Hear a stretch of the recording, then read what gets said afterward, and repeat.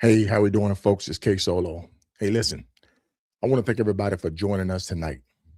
Tonight, we're going to dive into a portion of the Sucka Free MC trilogy that's going to be very controversial. Tonight, we're going to talk about the what if. We're going to talk about things that happen that people don't know about behind the scenes, threats, questions. What if? Who is this person?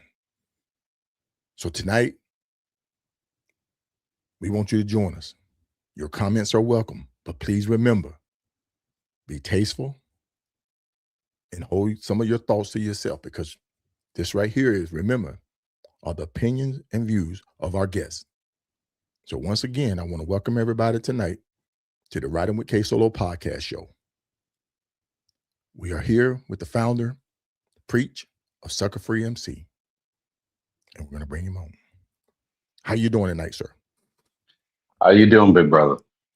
I am good, sir. I am good. First off, I just want to welcome everybody for joining us tonight.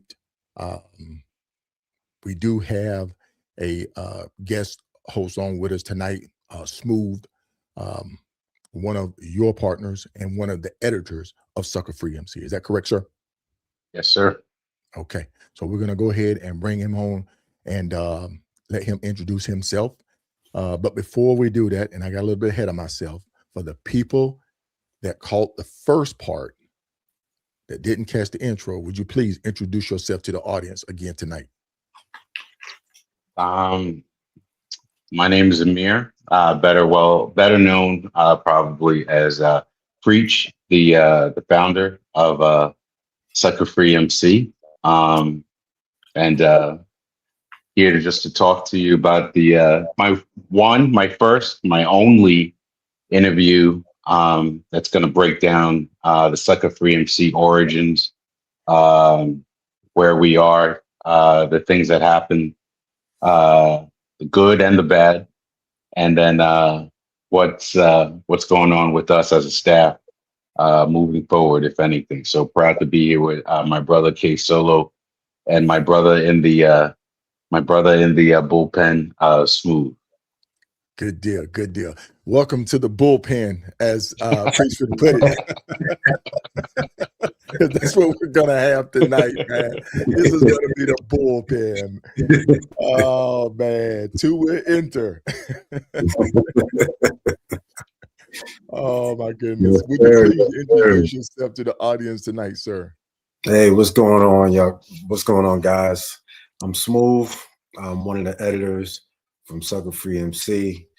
I've been with Preach for a while now, with building what we call, what I call a masterpiece personally, one of the most vital pieces in MC culture. But I'm definitely one of the editors, been there for a while, been through the ups and downs, and I'm also a part of this culture. I'm still riding state to state, enjoying the life as it comes. I'm just not the one who just talks about it. I will back up what I say. That's what's up. That's what's up, sir. And indeed, folks, you know who I am. I am KSolo. I am your host. I'm not going to say the hostess with the mostest, but unfortunately, tonight, the impeccable Doc Remy is not with me. So please, I don't know what's going on with her. Keep her in your prayers. Hopefully she'll be maybe logging on here and surprising me here in a bit. But listen, folks, we're going to go ahead and continue on where we left off. Now, we left off, Preach, just to kind of recap.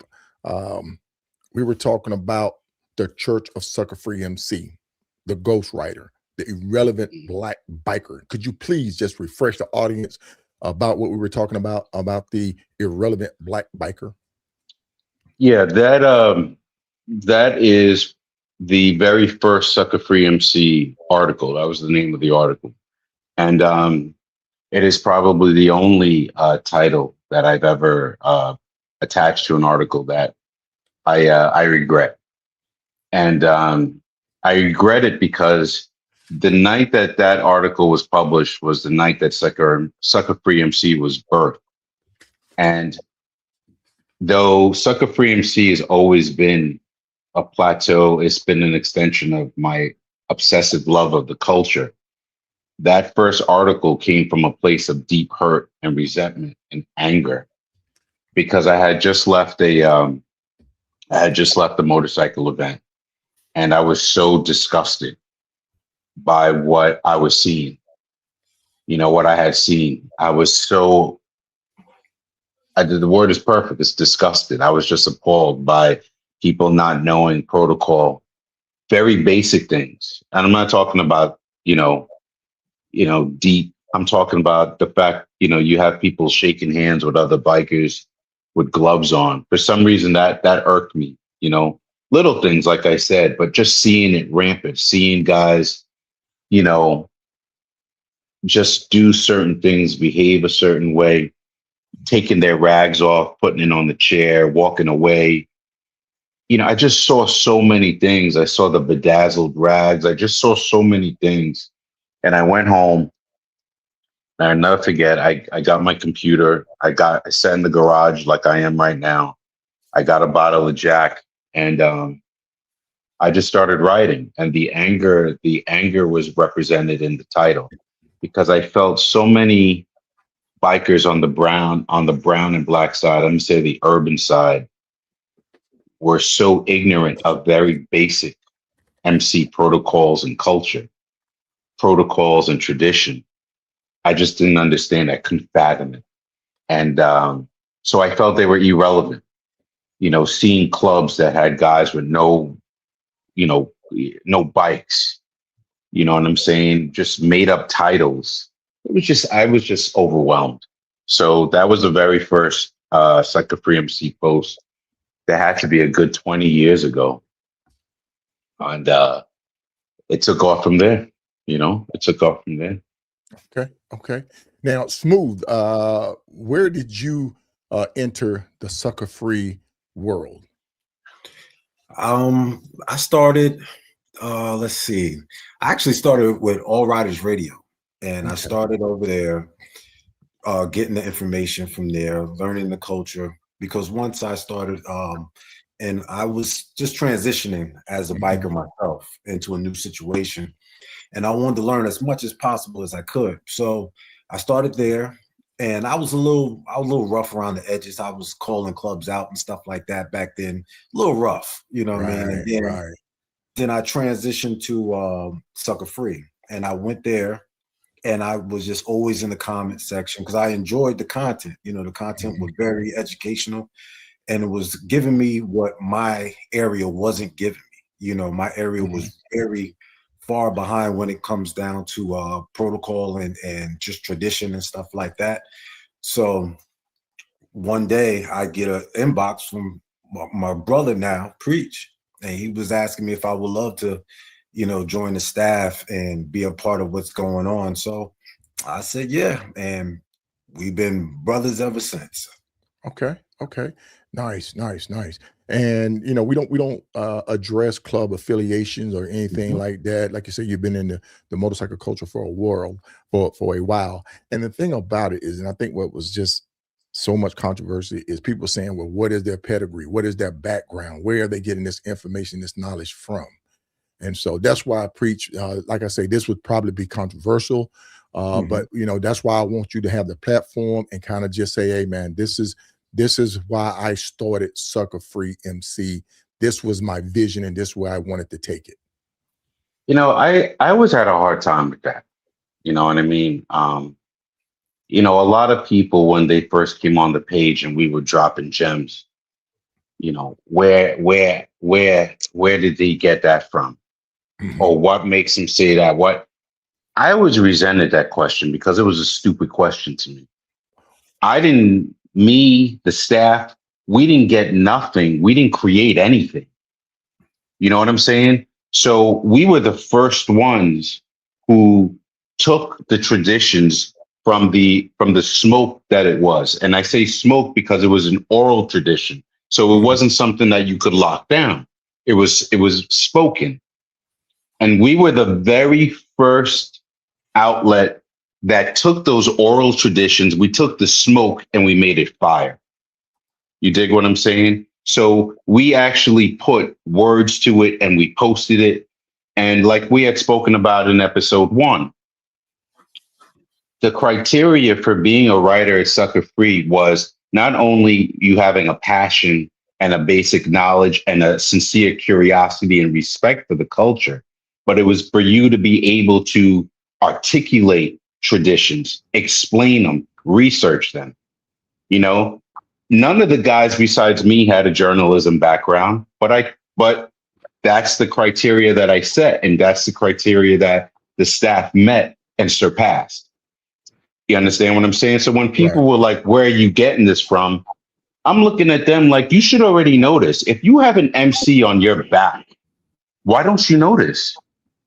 So I had to go through that phase of, how do you not know this?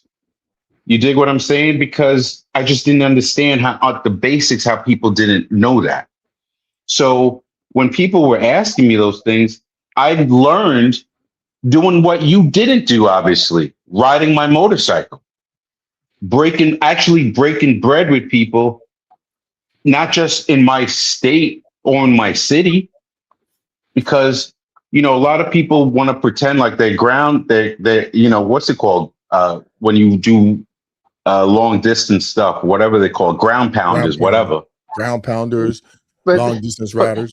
Right, but they were just ground tappers. You know what I mean? They were tap dancing around their little neighborhoods, and that's all they got.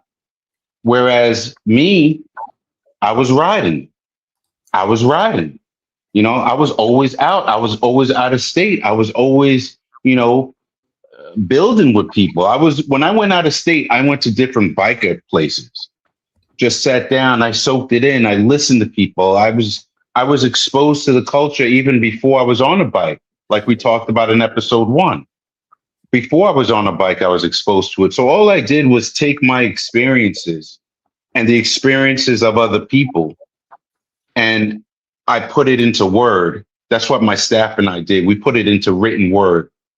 And I think the thing that really threw people off is we presented it in such an intellectual way. There was, you know, we limited the cursing. You know, as a staff, I made it a point we can't use the N-word. There were certain things that we didn't do. So it was a higher point of engagement, intellectual engagement. So I think that was intimidating to some people. Right. But when they're talking about how does he know this stuff, he's just making this stuff up. That's something that really, really got to me, because how in the world do you think I could put this out and just make it up? Think about it logically. There would be too many people saying, nah, that's crazy. You dig what I'm saying? So it was getting past that initial hump. And I don't know if I ever got past that initial hump. I don't know if Smooth did either, just the shock of what people didn't know and us having to adhere to a professionalism that I mandated on the staff to not just be like, what the F is wrong with you? You know what I'm saying? We couldn't say that. Right. You know what I'm saying? How the F do you not know this, B? You know what I mean? We couldn't do that. So it was challenging. Okay. Folks, we have the impeccable Doc Remy with us tonight. Doc, we want to thank you for joining us. But hey, we're here and we're rocking and rolling with it, right? I see. I'm gonna pick up where I fit in. Good to see you again, Doc. Good to see you. Indeed, Doc. Indeed, we're glad that you're with us tonight. So Smooth, I want you to jump in here, man, and just give me your point of view on the beginning and when you come in and then how you were trying to get the message across to the audience of saying, hey, this is Sucka Free. And then we're just going to just jump back on our itinerary. I got you. See, Preach was talking about how difficult it is to work for him. And trust me, it was difficult. You know what I mean? A lot of us don't have that journalistic background. So we were just, you know, coming up with articles and stuff like that. But he set the rules beforehand. So it was, you know, we had to work around things. You know, like I said, some of us was rough around the edges.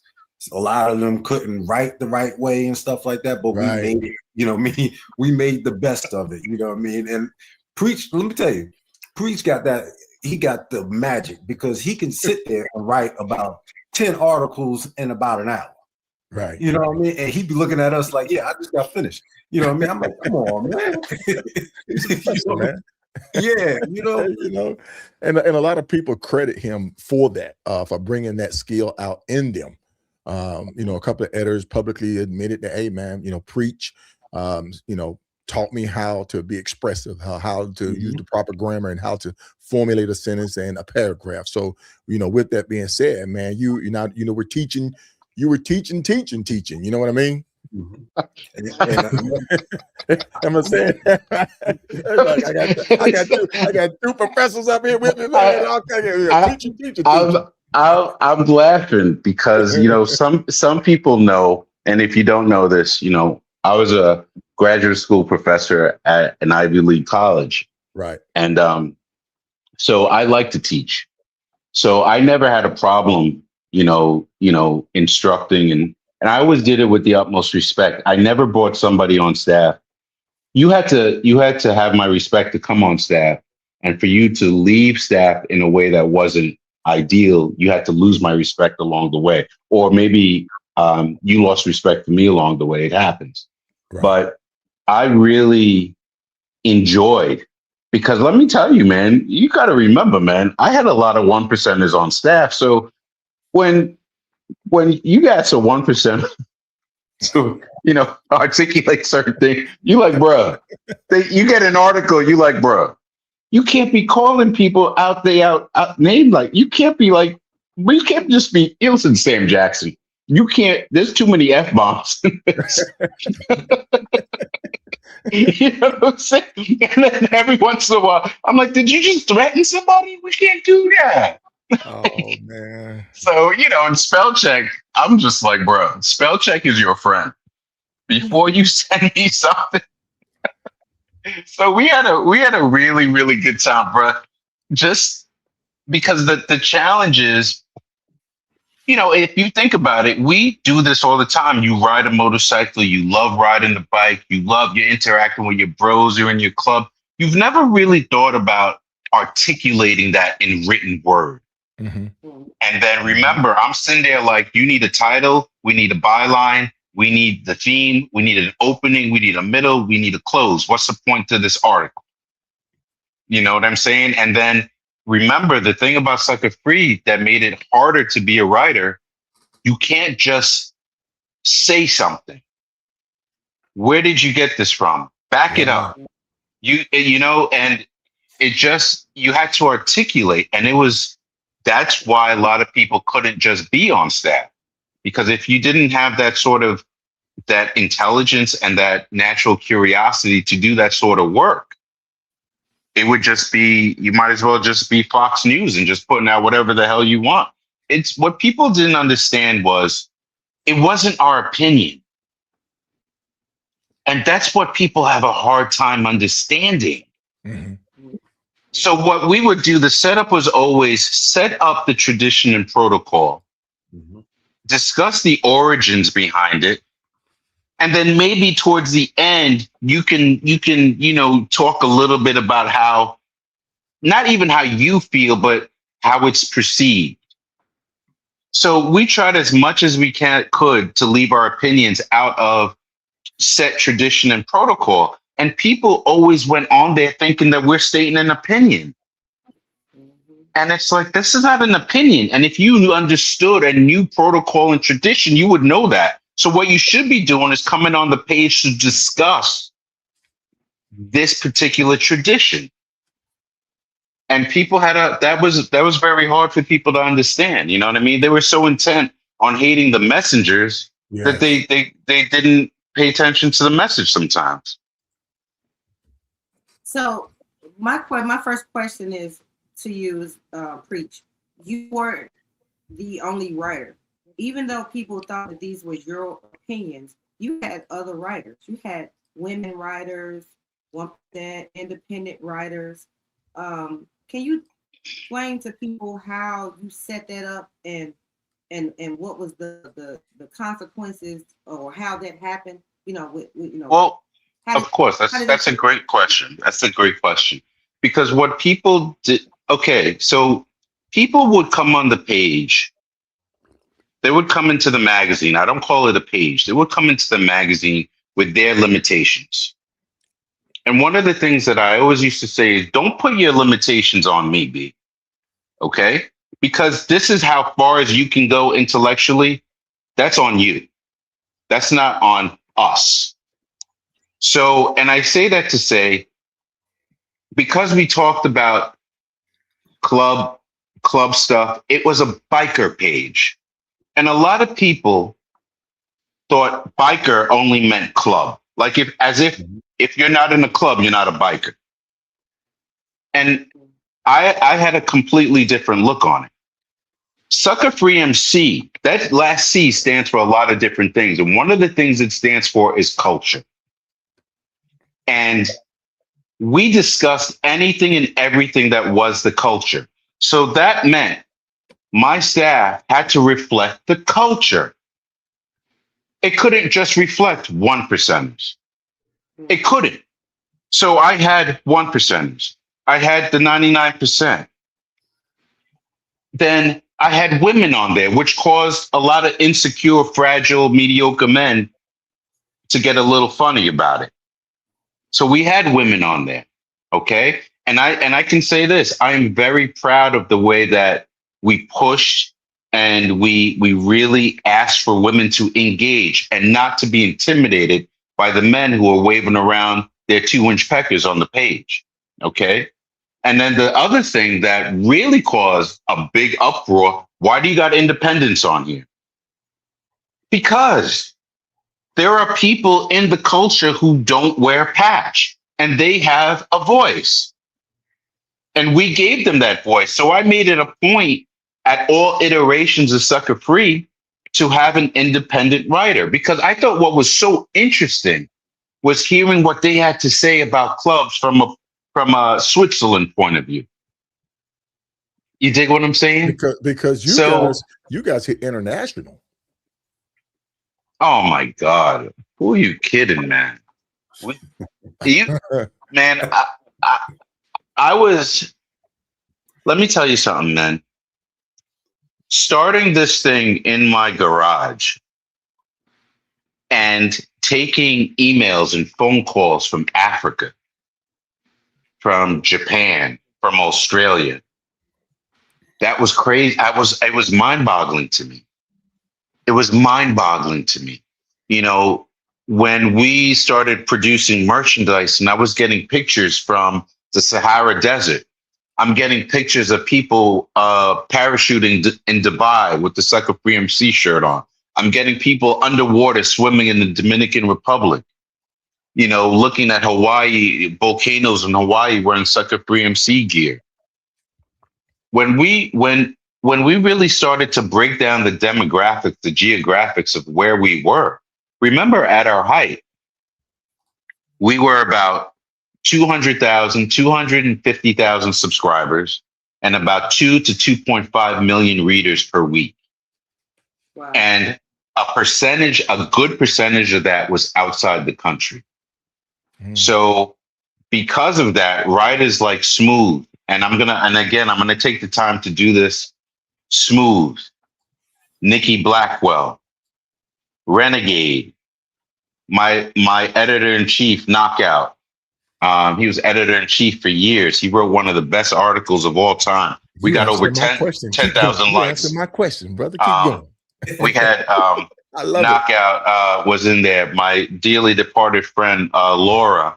We had my big brother Bear from OC. We had again my beautiful brother Rob from Hell's Lovers. We had that dude. We had Drake Coleman, another good brother from OC. Man, we had so many. We had Indio providing spiritual advisement to me. You know, we have so many, and that's just some. We have Sunny, Miss Sunny. Oh my God, that was my independent writer.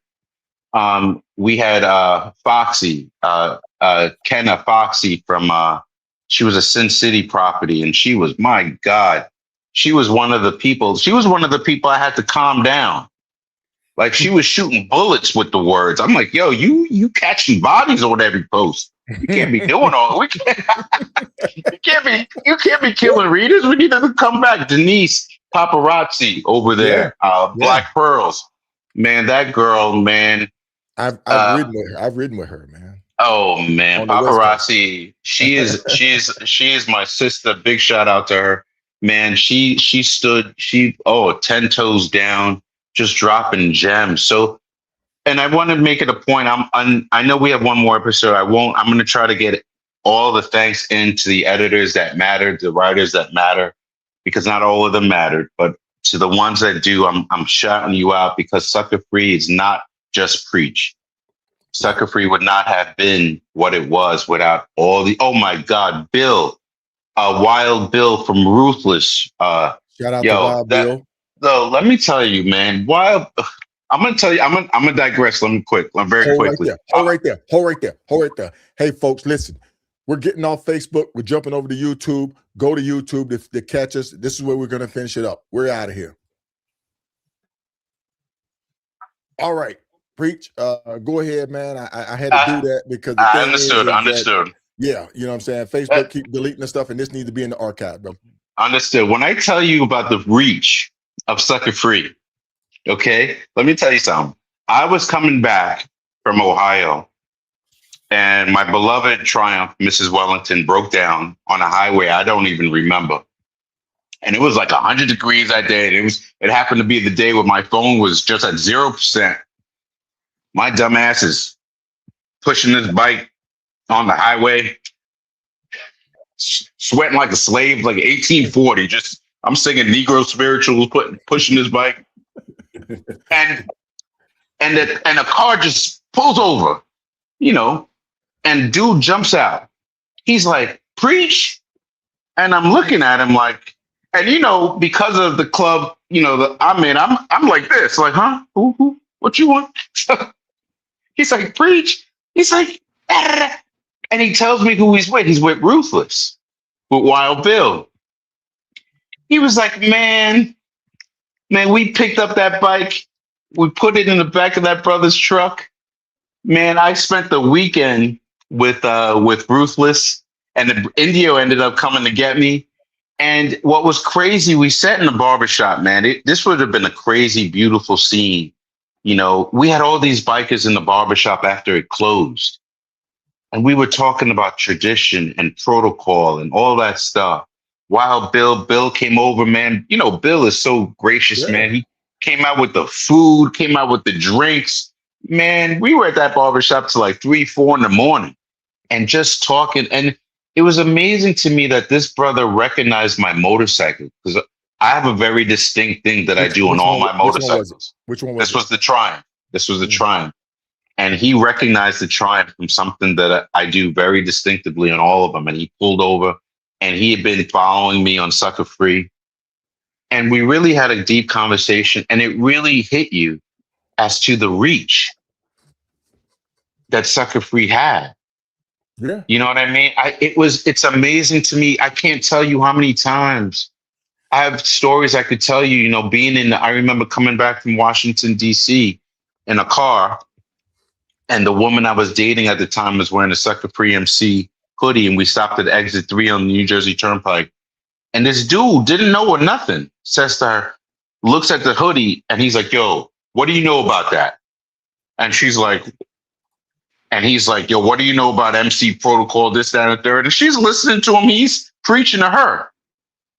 And she's just sitting there. And then he says to her, yo, do you know Preach? Do you know who that guy is? And this is her. She was like, and he looks, he was like, oh, and it was so humbling. It was so humbling, you know, to see the kind of reach that we had and the impact that we made on clubs. Like, right. You know, with Smooth too. I remember Smooth came to see me with his club, man. And I don't even know if he was on staff at the time, but he came to see me where I worked. And these dudes, they had the Sucka Free joints on. And man, I was so humbled, man. I was so incredibly humbled. It's a humbling feeling, man. I get that same feeling when I see people wearing the podcast gear, No the doubt. stickers, the all the lickies and chewies, man. But preach, I have to jump back. I have to jump. Go ahead, baby. Go ahead. And Doc, I know you got to follow on, Doc. I'm gonna hop back to you, but I need to go back to the beginning, man. To the beginning of why you started Sucka Free. I have to ask this question because people want to know. During that time frame, I know we were talking about protocol, people weren't doing it right. I know, but you as the man, you being in the profession of what you want as education, decided to say, this is the time. This is what the culture needs. I'm gonna tell you, man. Give me the raw. Give me the raw. It's because I need the raw, brother. Okay. Your word is born, B, and my New York accent may come out, so forgive me. Listen, folks, it's about to get live because when somebody from New York say "word up, B," they get ready to get live. Or son, do they say so? Say son. Word up. I'm gonna try to contain it. Word up. Yeah, just give it to us, man, because everybody wants to know. When I get involved in something, or when I love something, I don't love it a little bit. I don't even understand what that means, to love a little bit. You dig what I'm saying? And when it came to the MC, the culture, I love it. Mm-hmm. I love it. I love it. I love what it's supposed to stand for. I love the tenets of brotherhood. I love seeing it. I love hearing it. I love smelling it. I love it. And it's a culture that I respect because the way that I saw the culture was, it was a place where you could be yourself without judgment. The culture originally, the club was a safe haven for men. And that's the misconception that MC stood for man's club. MC never stood for man's club. Don't let anybody tell you that. It was implied. It was implied. It never officially stood for men's club. It was a safe haven for men where we could go and just be who we are unapologetically. And there was no sort of male toxicity, that whatever that dumbass label is. We were just men doing what men do. You were supposed to be around like-minded brothers who wouldn't judge you, who would support you, who not going to judge you for your vices. And I just love the idea of a primal state of sincerity and a sense of righteousness, and that supposedly came with it. I know I'm being idealistic with it, but I truly loved it. And nobody had really put the culture down on paper or digitally. Nobody. And though I hesitate to take credit for a lot of things, I ain't gonna front. I'm the first one who did that. Do you feel as though you were the person for it? Yeah, because I'm not sure people could have taken the hits that I took. Let's talk about the sacrifices that I had to make. Let's talk about the hits. Let's talk about the hits. We're gonna drop it, man. I mean, I want this whole 2 hours. Doc. Let's talk about the hits. Yeah, the hits. I mean, like literally, like the hits. You know, we got threats coming at you from different places, and you weren't even a writer on some of this stuff. That's what I was. My first question to you was like, you had different writers, and they had pseudo names, so nobody knew who they were. But you were the one that was getting the threats. You was the one that people was upset with. You were the one who had to sit and take down posts sometimes. And that's one of my questions too. Like, why did some of the posts come down? What made you say, you know what? Okay, maybe a little bit on this one. Or first of all, I would say 99% of the posts never came down. Mm-hmm. And we developed some rules and some standards for why a post could come down. Number one, if you came at us sideways, Mhm. if you threatened any one of my riders, if you challenged the legitimacy of what we were doing, oh no, the post stayed up. Mm. For sure, that was done. That was a done deal. Okay? Because you got to remember, in the beginning, I'm not going to front, and Smooth can attest to this. In the beginning, we were killing ants with sledgehammers. We were really like bang, bang, bang, and still not calling anybody out, but we were just like black and white, black and white, black and white. And a lot of people caught bullets, man. A lot of people we caught bodies, B. We caught bodies. And people had a hard time. They were just like, yo, because you know what? And Wild Bill had a conversation with me recently where he reminded me. He was like, a lot of people were doing sucker stuff. And because a lot of people didn't know protocol, you guys put out the rules. You guys put out how it should be. So now all of a sudden, club members were looking at presidents who were stealing from the kitty, who were putting people out bad without a vote, who were just violating things, not following the Constitution. It was crazy work. And we called out so many of those things. So those people got mad at us. And I said, you know what? I told the riders, please come up with pseudo names because I don't want people directing their hatred to you. I created this. Let the hatred come to me. So I caught a lot of strays on articles I didn't even write.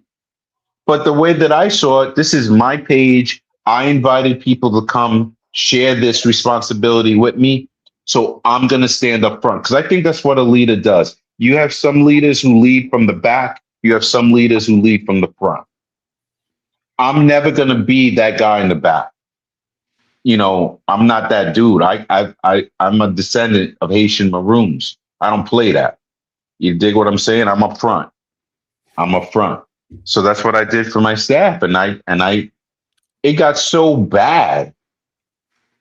We were getting so many death threats that one of my editors, all she did was spell check death threats. She was spelling death threats on her off days and sending them back. Like, if you're going to threaten us, at least do the spell check. Right. You know what I'm saying? You were telling about it in pre-production, man. It's crazy.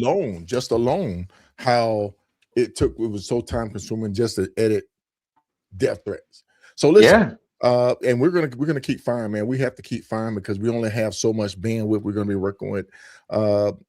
My question to you is right here: how do you decide who is worthy of having a content voice on that page? How did you determine that?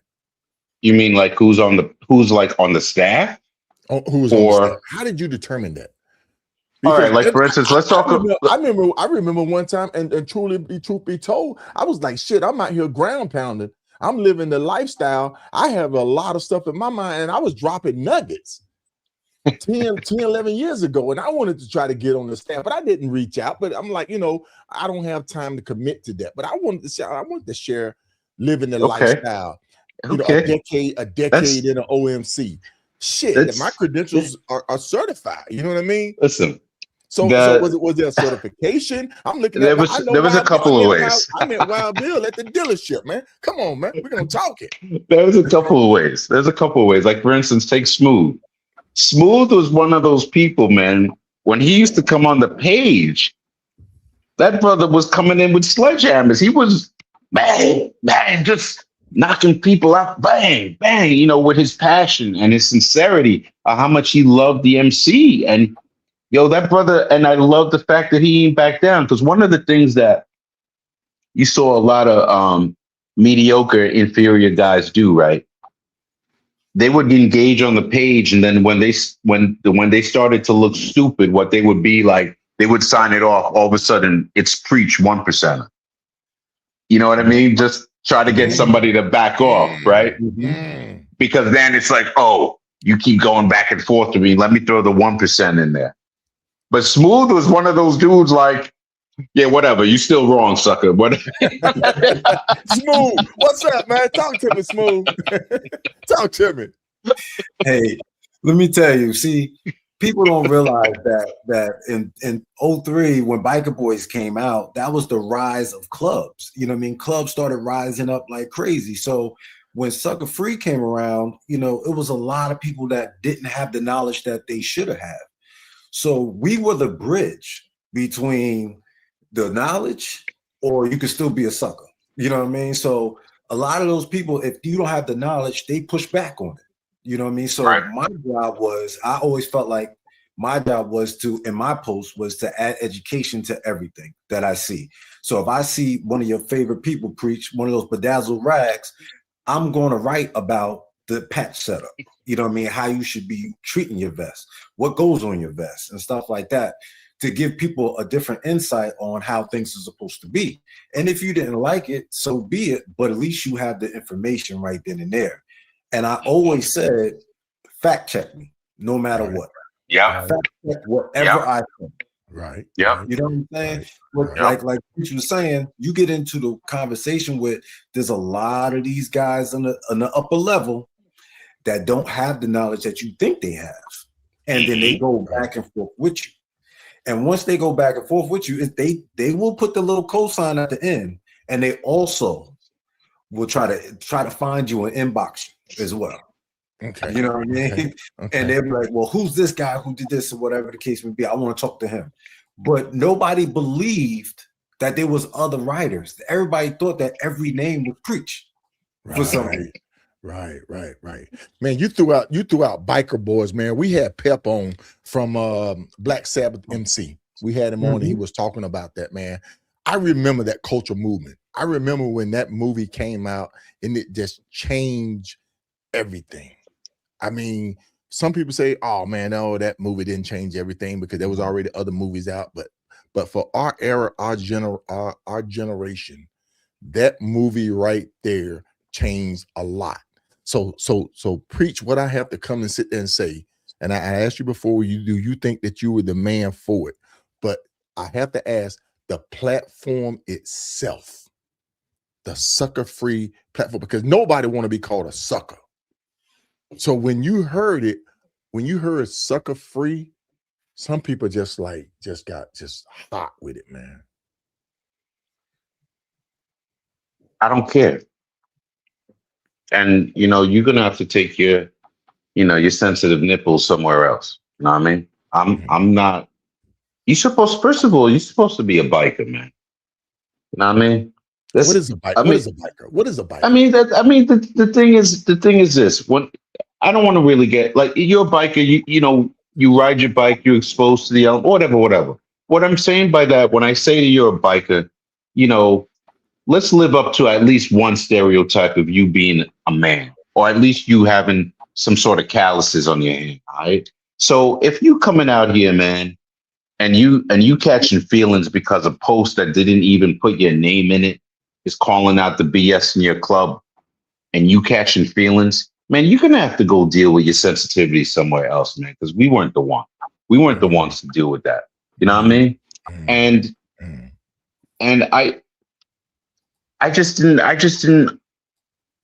I don't know. That's the way I was raised. You know what I mean? It's just, you wrong. You accept that you're wrong. You apologize or you correct it. So for me, let me tell you something. I'm cutting myself off. Let me tell you something.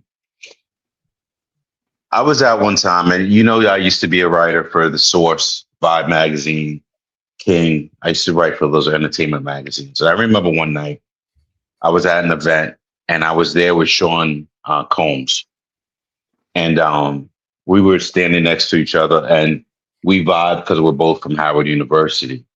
And I asked Mr. Combs, let me say, because I don't know him like that. I asked Mr. Combs, what's your advice? And I told him about Sucka Free. I was like, what's your advice? And he said to me, the advice that he had when he was doing Bad Boy. He said, obsess over your brand. Obsess over it. If you know why you started it, obsess over it. Just be obsessed with your love and your determination to make this work. Because if you obsess over it, you won't make time for the people who are going to hate you for it. And that really resonated with me. So when Sucka Free was going in and I was getting the death threats, I had people, the closest people to me, stabbing me in the back. I had some bros who stabbed me. They didn't even stab me in the back. Them dudes went for the chest. You know what I mean? I just couldn't. I had to just take the knife out, let it bleed out, and keep going. Because I knew why I started it. And I had to obsess over it, like Mr. Combs told me. You feel me?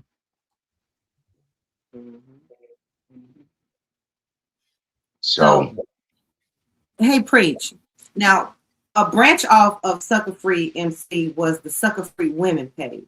But during pre-production, you said it disappointed you a little bit. Can you speak on why the Sucka Free Women disappointed you? Yeah, and how break that off from the regular and give us ladies a page? Well, what I saw on the Sucka Free MC page, every time a woman commented, and I'm going to say 99.9%, every time a woman commented, some inferior and mediocre guy told her to go make a sandwich or just had something misogynistic to say to her. And that's not how I get down. I didn't like that, but there was no way I could stop it. You dig what I'm saying? There was no way I could stop that. But I wanted a place, I wanted female bikers to feel safe asking questions, adding their knowledge, sharing their experiences. And the Sucka Free MC page wasn't necessarily the page to do it. So I created the Sucka Free Women's page. And ultimately, that page is one of the few disappointments that I had. And I'm going to say something that's going to be harsh, but it is what it is. We talking, right? We talking, so let's talk. Let's keep it above. Okay. Female bikers don't take it as seriously as the male bikers. Y'all just don't. You know what I mean? Like on the Sucka Free MC page, we posted 3 girls per day. And the guys may have liked the girls, but they were really engaging with the MC content. As a marketeer, I understood that we use gratuitous pictures of the females to just get eyeballs. But the people who were truly interested in the MC culture stayed for the content. And that was always the men. So you might get a real fine chick, get like 200 likes, but an article might get 800 likes. You dig what I'm saying? So then when you go to the female page, we would post some serious female MC content and get 0 comments. 0 comments. But then we post the guy, 100 likes. And after a while, I just got sick of it. As a marketing director, because that's your profession. That was your profession at the time. Did you take all that analytic and say, this is how we want to direct the page, the movement to focus on this? Because hold on, preach. Because you guys brought this to the forefront. People weren't talking about Bessie until Sucka Free dropped an article. Am I correct? And now this is a Solo, you know me for a little bit. You know me for a little bit. This right here is a movement now. Yo, word is born. You see me swaying like Ray Charles right now. I'm about to. That's what. Let me tell you something. I told you, man. It's gonna be. Let me tell you something tonight. Let me tell you something. I don't care what anybody says. Whatever. There was a couple of things that we did that ain't nobody taking credit for. I don't care what anybody else says. Whatever. You want to front? Don't front in my face. Word is born. The term MC culture, Sucka Free MC created that term. Okay, that's number 1. Number 2, ain't none of you suckers was talking about Bessie Stringfield until I was posting about her all the time. I was doing research on her. I was finding pictures that other people didn't have. I was calling people in Miami out the blue. You know how Donald Trump sometimes he used a fake name to like try to pump up his own nonsense, which was kind of smart. So I actually did that. I used a different name to call up different people in Miami trying to find out information and get pictures on Bessie. You dig what I'm saying? We put her out there. We put her out there. None of y'all knew about her. None of y'all were talking about her. And Sucka Free pushed that woman like she was, because you have the founder of the what's it called? The dolls. What's it called? Motor Maids or something like that. I don't remember the exact name. And she's real big, right?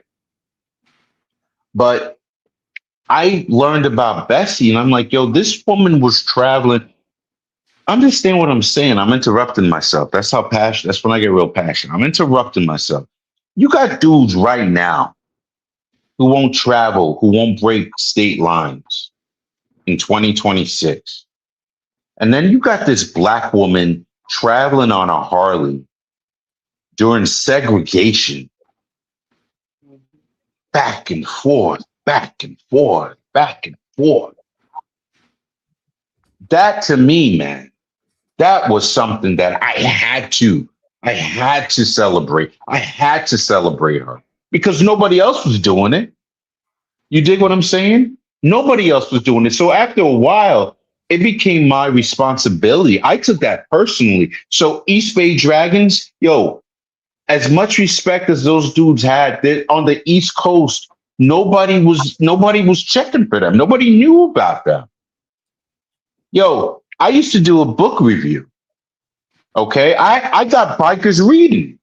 I was doing book reviews. I told my staff, if you read something that's dope about the MC culture, publish that joint, rate it, get people to buy it. I told bikers, if you put out a book, if you write something, send it to Sucka Free. We're going to push it. I didn't even have to read the book to know if it was good or not. I just want bikers to just read and experience other people. So East Bay Dragon, that book by Toby, man, I pushed that book. Brooklyn Kings, if you can still get that book, I used to get that book and give it out as Christmas gifts. So there's two things. You knew I loved you if during Christmas I got you a copy of Miles Davis, Kinda Blue, and I got you a copy of Brooklyn Kings. I used to just give those books out and give that album out to the people I love. You know what I mean? And so Sucka Free was so instrumental in doing that. So the last C, remember I said it's culture. It also stood for classroom. Word is born. Right. Yeah. Break down. Go ahead, Doc. I'm sorry. Go ahead, Doc. No, because I said the C stands for classroom because when we talk about intellectual maturity, we talked about it in pre-production. You mentioned how no one is irrelevant, but to you, it was irrelevant you're irrelevant. Club is irrelevant if you don't have the intellectual maturity, understand what is being taught, what is being preached. Is that what from what you were saying during pre-production? I mean, I think. See, the challenge with Sucka Free was that if we're going to keep it a buck, Sucka Free was an intellectual property. And a lot of, let's just keep it real, a lot of people in our community are not that. So you have people presenting like Smooth, myself, Nikki, Renegade, Knockout, Drake. We're presenting surgically accurate, higher level thinking when it came to things that people never put higher thinking to. And we did that again for a reason. So I think it triggered people's insecurities. Like sometimes we would use words that offended people. It's just that they didn't know what we were talking about. So I understood that, man. And after a while, I didn't, but we had a no cursing policy that I broke every once in a while when people got on my nerves. But but it was, I'm not saying that people were dumb, but sometimes not getting basic information because your ego or your insecurities got in the way. That's where the drama came from. It wasn't me or my staff. There were some articles that were the jump off. It is what it is. Right. You know what I'm saying? It is what it is. Smooth can tell you some articles were just the jump off because what we discussed was so crazy. People thought we were making stuff up. Like some people's violations were so crazy that people were like, this can't be real. Right. Okay. Yo. Hold your thought. Calm down, Preach. Calm down. Hey, we want to welcome a couple of people, Mike, man. We want to welcome Logic on, man. We keep it logical. Make sure you go check him out, man. He just started his YouTube channel up again. Great co-host, man. Great content. Make sure you go check him out. We got Dorothy on with us. Dynamite. So. We got Traveling with Staff. Thank you for the donation. Listen, folks, when you donate to this podcast, every single penny goes to pay for bandwidth. Trust me when I tell you, Doc Remy, the bandwidth bill is coming due. So drop $10 in there, drop $15, drop $20. I'm gonna ask for big numbers because that's what old girl said, right? She said, Terry said, don't just go asking for pennies. Ask for them big numbers. So drop some 20s in there. Drop them 30s in there. Let me see somebody drop something in there so I can highlight them. But listen, folks, we want to thank you for riding with KSolo, the podcast tonight. We're loving this, man. We're going to dig deep. We just hit the surface. We're going to use a whole 2 hours worth of bandwidth. We're going to take a commercial pause right quick, and then we're going to come back. And then I'm going to let Doc Remy have at it. Here we go.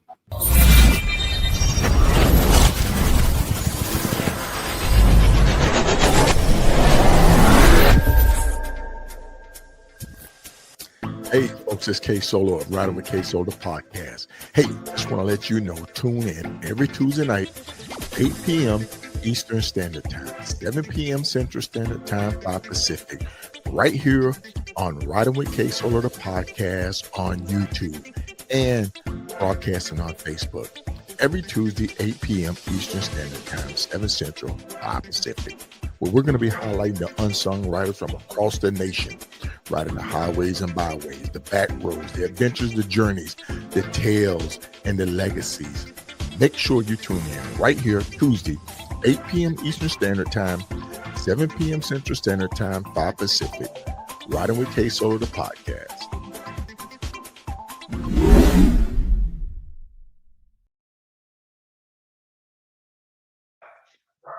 And we're back, everybody. I've been waiting for that one, Doc. You know how I love that.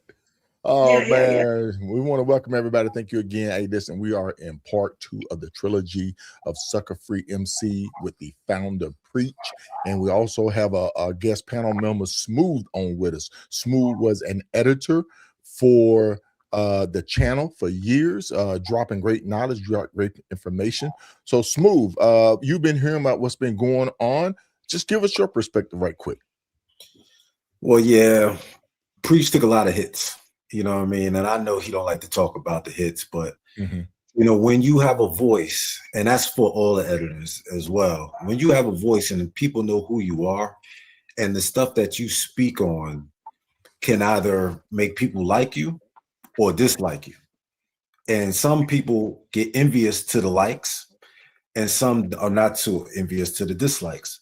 But Preach's fame was getting so high because he was the face of Sucka Free, you know what I mean? And he took a lot of people that just was kind of, I say jealous of him, but you know what I mean? That's Preach. And I know he's humble about everything, but they wanted that notoriety that he was given on a daily basis. So they tried to assassinate his character every chance that he got, every chance that they got.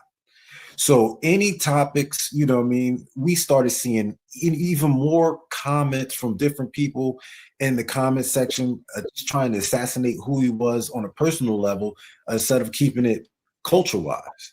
So, you know what I mean, these are the ups and downs what I speak of when it comes down to being an editor and just being there on a daily basis and seeing how it affects him as a man, because you see his bros, friends, people who call him so-called friends, was turning their back on him. You know, and a lot of us still around. You know, I know I was there. And I told him, I spoke to him, and he knows I say this all the time. I say, you are the Malcolm X of this MC culture. I always say that all the time. Because he took so much, you know what I mean? And it was just killing him. You know what I mean? Mentally, it was killing him because he's providing everybody with this information and this platform. And they were just stabbing him in the back every chance that they get. And it was man, that's rough. That's rough, folks. Sucka Free MC came out in, I think, what was it, Preach? Long time ago. Yeah, long time ago. But you did go through some editorial changes. You did have a couple of other people running the page, being the lead editor. I know we mentioned some names, but you know, just kind of we have to give those mentions. We have to give those mentions to it because it's history, and you can't erase history, man. It is what it is. You know, this is the thing, and I don't ever speak poorly of anybody. Right. And not everybody who worked on staff, you know, I'm still cool with for whatever reason. You know, I don't speak on that. Right. But I will say, and like I have been saying, I call out Knockout, who was the best editor-in-chief that we had. And let me explain to people why I needed an editor-in-chief. Because there was a time when I was consumed with hatred, and I was angry, you know, at the culture, at my own club, my bros, friends who had stabbed me in the back, and it was coming out in the writing. And I know that's not professional. I stepped away from Sucka Free for years. For years. People don't know that. For years. And so sometimes when an article was written that was so incendiary, I would tell them, just put my name on it. Just put my name on it. It's all right. Even though I didn't write it. Right. I stepped away because I wanted to make sure that I wanted to keep Sucka Free MC pure. And pure meant love. We love the culture so much that we hated the people that bastardized it. Okay. But my hatred was coming from a personal place for a couple of years. So I stepped away. So I had people running it. And some people were better than others. Some people could deal with the hatred.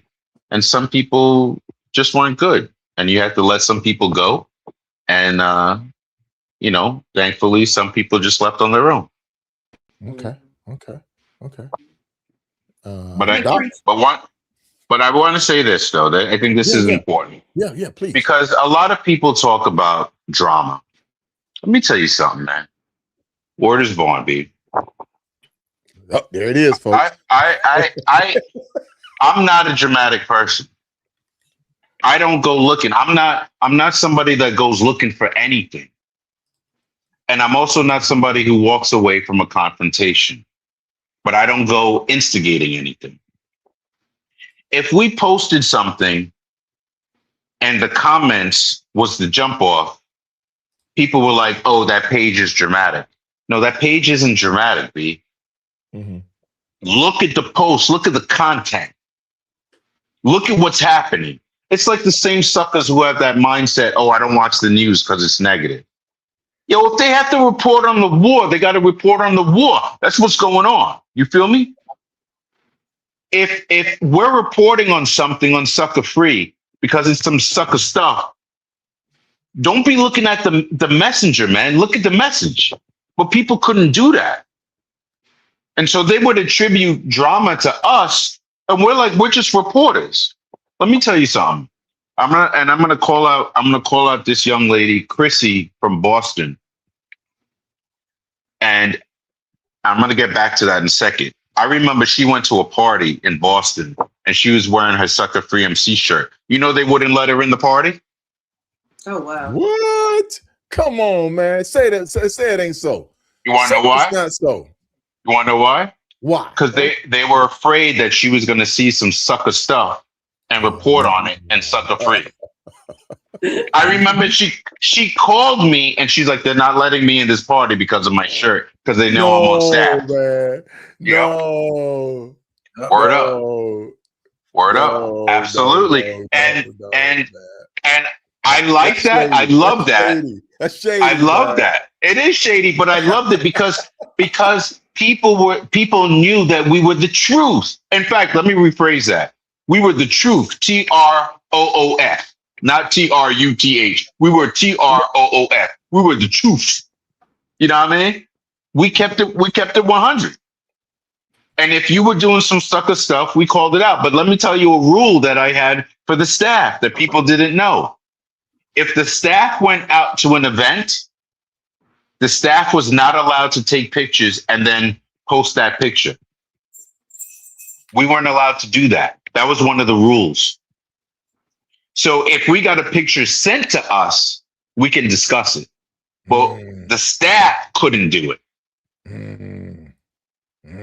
We couldn't do it. And nobody needed to know that, but that was a rule that I had internally. So they stopped her from going in the party, but even if she saw some sucker stuff, she wouldn't have been able to post it. Okay. Hey, man, I have to do this. Thank you, Russell Brown. I'm just so in tune with this interview, man. You have a excellent point. You have 20 likes, 37 people watching. Hit that like button, folks. Comment. Come on, folks. Help me out. Help us out with the algorithm. YouTube is changing stuff up. Facebook is deleting. We need you to get involved to push this content forward so people can hear this message, man. We need you. So share this content right now. Hit the like button. I don't care if you comment with a thumbs up. Everybody's pretty much on YouTube because we left Facebook. That's all we're on right now is YouTube. So help us out, folks. Help us get our algorithm up so that we can keep pushing. We got 43 on now. I'm over here looking. I got the cockpit loaded because I know we're gonna be reaching out. And for all those people that go back and watch later, we thank you. We thank you for joining. Doc, I have to give it to you, Doc. Go ahead. Hey, on my list of things, right? We talk about some of the most memorable posts of all times. And I'm looking at this list and I see the female 1%er. I see the abdominal snowman rag. I see the men wearing bands. The president of a Florida club with social media rags. Like, preach. Why was these some of the most memorable posts of all time? Because it was the biggest sucker you could imagine. Let's keep it a buck. Let's keep it a buck. We got to start a fire. Yo, word is born. I remember when we got the picture. We got the picture of this dude. Producer. He was look. Shut it down, man. Shut it down. Yo.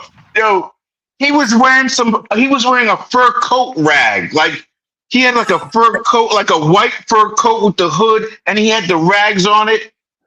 And I remember when the staff got the picture, we were like, is this real? Like I don't front. I was like, yo, that's kind of fly. That's different. We gotta post that joint. It was rough. And so that one was the jump off. Another jump off with that dude in Florida. He had his rags.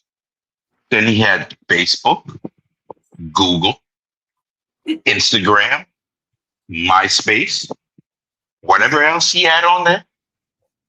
And somebody sent us the picture. The thing is, he posted the picture on his page. Somebody captured it and sent it to Sucka Free. We posted it. Man, I'm not gonna lie. I have one picture out there in the social media stratosphere where I have my cut on reversed on the front. Damn. I think I was probably I think I was probably just in the moment. They got we were in the moment, boy.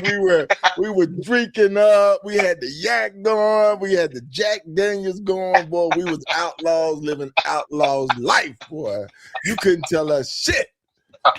Oh Lord, Doc, that's for the we got plenty of those, man. Yeah, I got caught out there for a minute, but like I say, when I saw Sucka Free addressing that, saying that's not cool, I said okay. But this is what I did do. I did look back at some black and whites, and I did see some black and whites where some ONCs and ones were had it reversed on because see, and this is another thing that I want to address.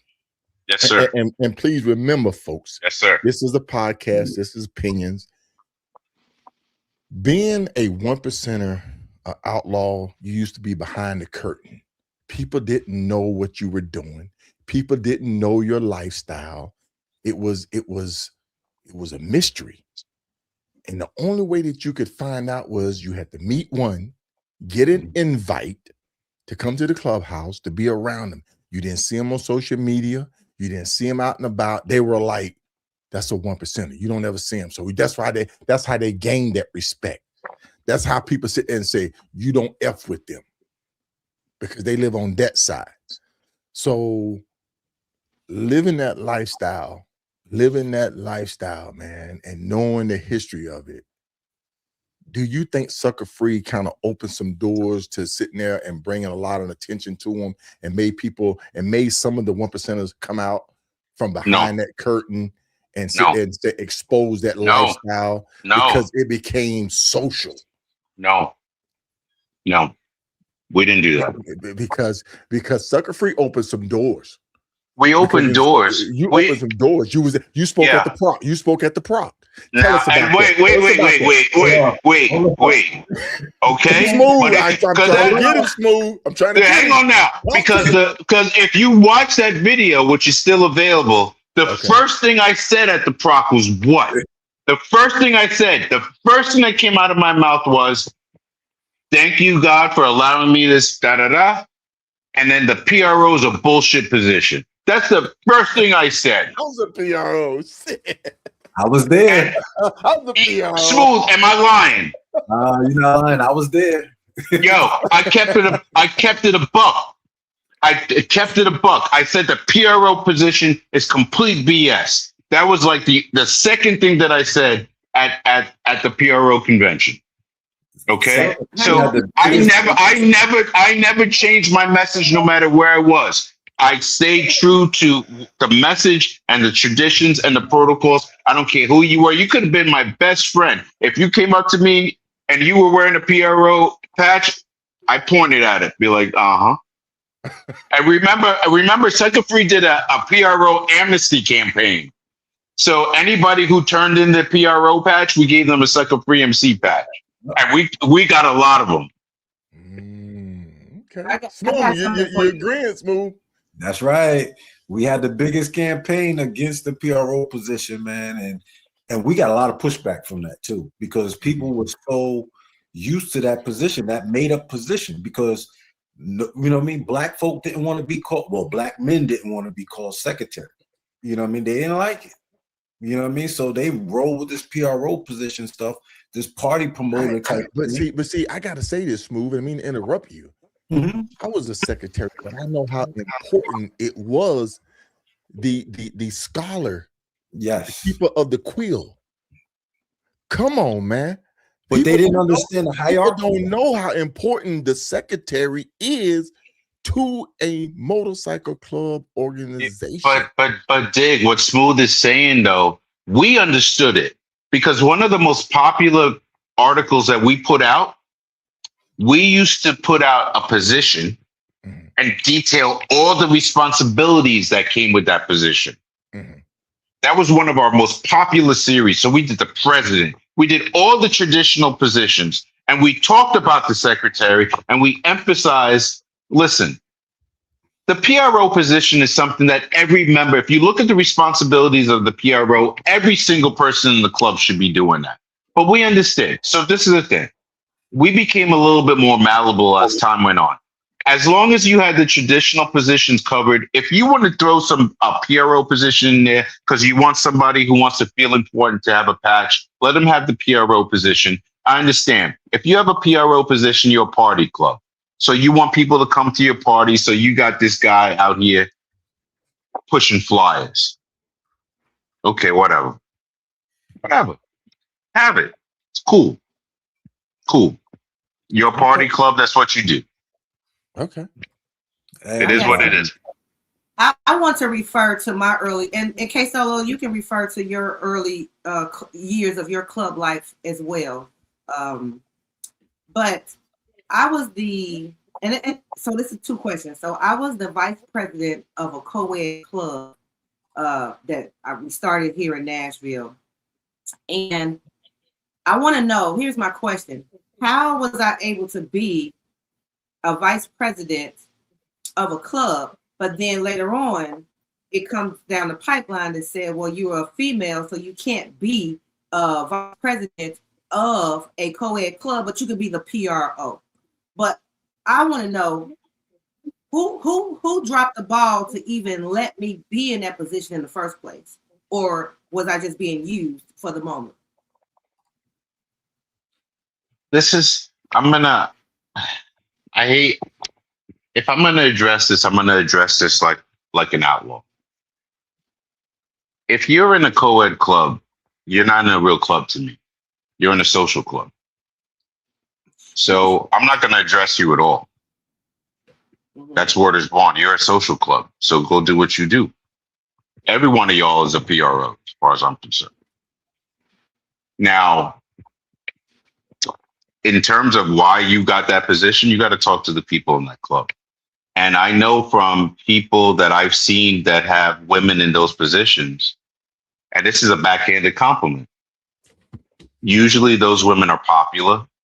They attract a lot of attention, whether it's because of their looks or because they ride, but they bring a lot of people in. So that's good and that's bad, I guess. But when you're dealing, and a lot of 1% clubs on the black side allowed for co-ed clubs, and they allowed for that stuff because ultimately it came down to money. If you're paying your dues and you're doing whatever, you're showing up and money's being, then they just allowed it. They allowed it. So, but it's a co-ed club, and that co-ed club deals with, it goes back into a tradition that we had to explain to people why you had MC and why you have motorcycle club spelled out.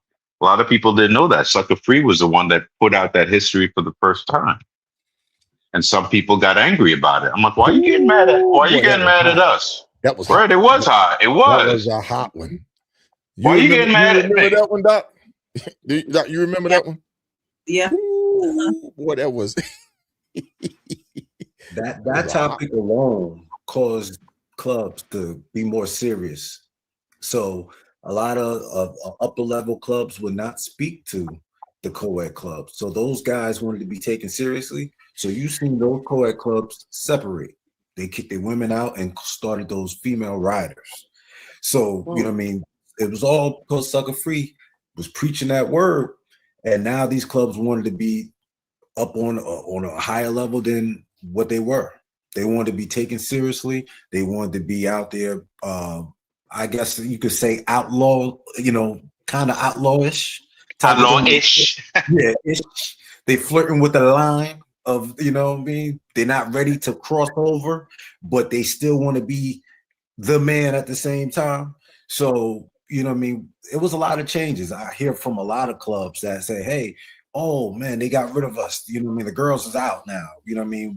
It's either they're gone, period, or they started something separate for them, period. Right. And this is a thing, man. People got mad at us, but it was like, to me, I didn't understand it because Sucka Free was a page that celebrated female riders. We celebrated female riders. We featured female riders. We didn't feature male riders. We featured women that actually hit the ground. You know what I mean? Miss Kelly? Kels? Yes. Always out there, man. We used to feature her, talk about her all the time. So people talking about we don't respect women, it's y'all who don't respect the culture. Because traditionally, MC is signifies that it's an all male club, and then motorcycle club is what is supposed to be for females. And then this is something that where people caught a lot of feelings. If you're a co-ed club, you cannot put MC on your back. You're supposed to spell it out because you have females in your club. And a lot of guys caught feelings over that. I'm like, yo, B, this is not my rule. This is just what people know the MC tradition to be. But you sitting there catching feelings, acting like a woman right now. So maybe you should have motorcycle club spelled out because you acting like a real female right now. So Preach. It is what it is. So are you saying that a co-ed club, even the males, to my Preach ain't knowledge, saying nothing. Preach ain't saying nothing, Doc. Okay, no. Okay, so listen. Protocol is saying that in a co-ed club, a female is supposed to, or a lady is supposed to spell it out, but the men have theirs spelled out as well because they are in a co-ed club. Wow. That's correct. That's correct. And guys didn't like that, but that's tradition. And then you want to catch feelings with us. Why are you catching feelings with us? It's like that club that guy club that was wearing armbands. Come on, man. Okay. I have on my desk right now 1, 2, 3, 4, 5, 6, 7, 8, 9, 10, 11, 12, 13, 14, 15, 16, 17, 18 questions. I need answers. Okay, then Solo, before you do that, let me do this because I don't want to forget this. I don't want to forget this because I thank so many people on the editorial side. But let me tell you what allowed the brand to grow expeditiously. I mean, it just grew exponentially, okay? And we're going to keep it a buck. I had the sexiest, the most beautiful. I'm going to go Keith Murray. I had the most beautifulest supporters in the entire internet. He did. And look, Yo. He sent me pictures, and I had to sit there and say, Preach, I can't put that up. Solo, let me tell you, yo. And let me tell you how off the chain it was, man. I was probably the only dude that got pictures of naked chicks, and this was me on the keyboard. I need you to put the shorts on. I can't post that. Yo, our inbox, you can ask Smooth. You can ask Smooth. Trying to get sexier and sexier and sexier in the pictures. I'm telling you, man. Yo, our inbox was like you, man. Our inbox was like Pornhub Lite. And we would be like, yo, we can't post that. We can't post that one, but let's save it. The dudes are like, we can't. I'm saving that one to my phone. But having said that, let me say this really quickly before we digress. I want to shout out Chrissy in Boston.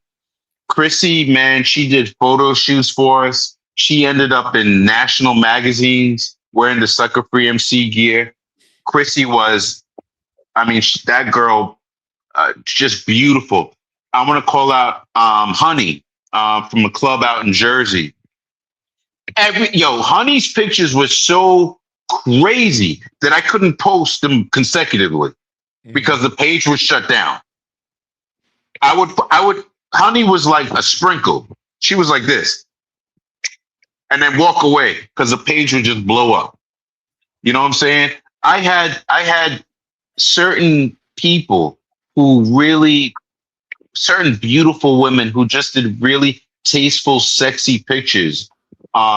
Sherry Blowout from Minnesota. She out in Minnesota now. She used to be in Chicago. She was another one that modeled for us and did at photo shoots. And it was just absolutely amazing. And people didn't understand. They used to think that we were making money, that I was making money off the shirts. Man, let me tell you something, man. I say merchandise. Merchandise. I have that question. Oh man, it just goes to show you the stupidity of people, man. Yeah. Because and that's what it is, man. Is people think that you're getting a little bit more than them, you're getting a little bit more shine than them. They want to say you pocket and stuff because they don't know on the back end what it takes to operate and run. Oh my God. Administration. Oh my God. All of that, man. It takes money. If you see anything that's merchandise, if you see a shirt, a logo, a pen, a hat, a sticker, it takes money. Even to run this doggone page, people that's dropping this money in here right now, guess what? I have to pay for this bandwidth. They don't understand. Like if we took in $10 just because we spent 20, we were always in the hole. And because I was always about the branding and the content, when people saw the shirt on a fly ass chick or something, yo, what is that? And they would tell them, guess what? They would go to the page and then they would get involved with the content because we were always about spreading the knowledge. It just so happened that you got a fly ass chick like Honey that was out there. You got a fly ass chick like Chrissy that was out there that's spreading the visual, but that visual led us back to the page and the information. You know, we had so many beautiful, we still have so many beautiful supporters. And I am so incredibly thankful to them for what they did, man. It was just amazing.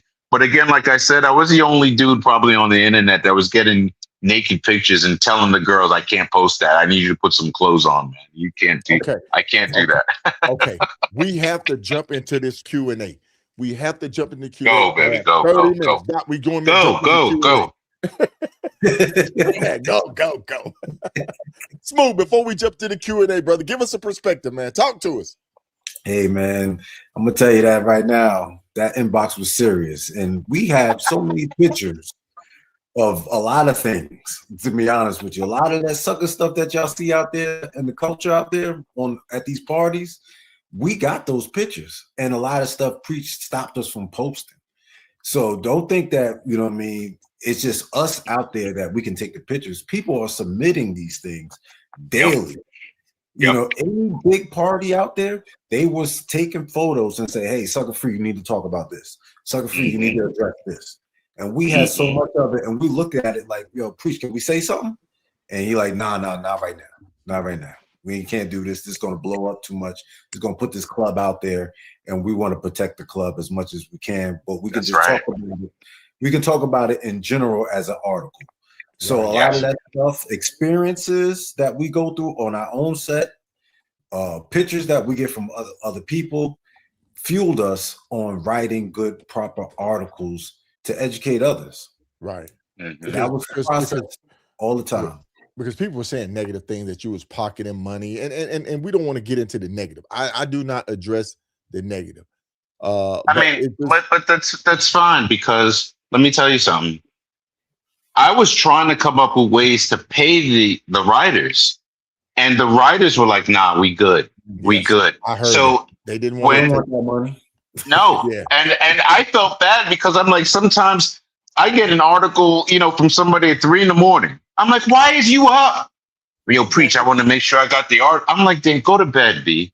You know what I mean? And I felt bad. I wanted to give people money. They didn't take it. Mm-hmm. Every time we produced merchandise, I wasn't making money off the merchandise. Right. I was sacrificing. You know what I'm saying? I undervalued the merchandise just to get it out there more. Brother, it's like the same thing that Harley Davidson is charging 10 times more, that if we do the exact same thing, that they won't even purchase it. But you will go to Harley and spend 10 times more. That's exact. So that whole conversation, that whole thing was just garbage. That was garbage. I wasn't making any money. I was losing money, but I was so happy to see the brand out there But the simpletons who were coming at me like about that, they don't understand money. That's why they was some broke ass dudes. So I never addressed negativity. But let me say this very quickly before we go into your questions. I'm going to shout out right now. The first time we ever sold merchandise, it's a dubious night because it was a night at Ground Assault in Connecticut. Shout out to Edo, who's a little funny with me, but Edo, I love you, man, but you a little funny with me. And Miss Sassy, Sassy from Connecticut. That was the first time Sucka Free ever sold merchandise at an event. And let me tell you something, I was shocked at what happened that night with everybody. We sold out of everything. And Sucka Free was taking pictures, doing autographs. And the reason why that night was so dubious is because I got to meet and really talk to Ms. Nez. And you have to be old school a little bit to remember Nez. Nez back in the day, you want to talk about controversy and drama. Miss Nez was the jump off. She was on the what was that before Sucka Free MC? Talk radio? Was she on that? I think so. I think. Yeah. But Nez used to do her thing. Nez, yeah. And Nez, when I avoid trouble, Nez would walk into a place where her titties out with trouble. She was just ready for it. I was like, Nez. And Nez and I used to talk so much. She used to print out Sucka Free articles and call me and talk about protocol. And I remember something she said to me. She's like, I would explain something to her and she'd be like, Preach, I understand what you're saying, but I ain't gonna do it. I was just like, okay, whatever. And unfortunately, that night, Nez passed away.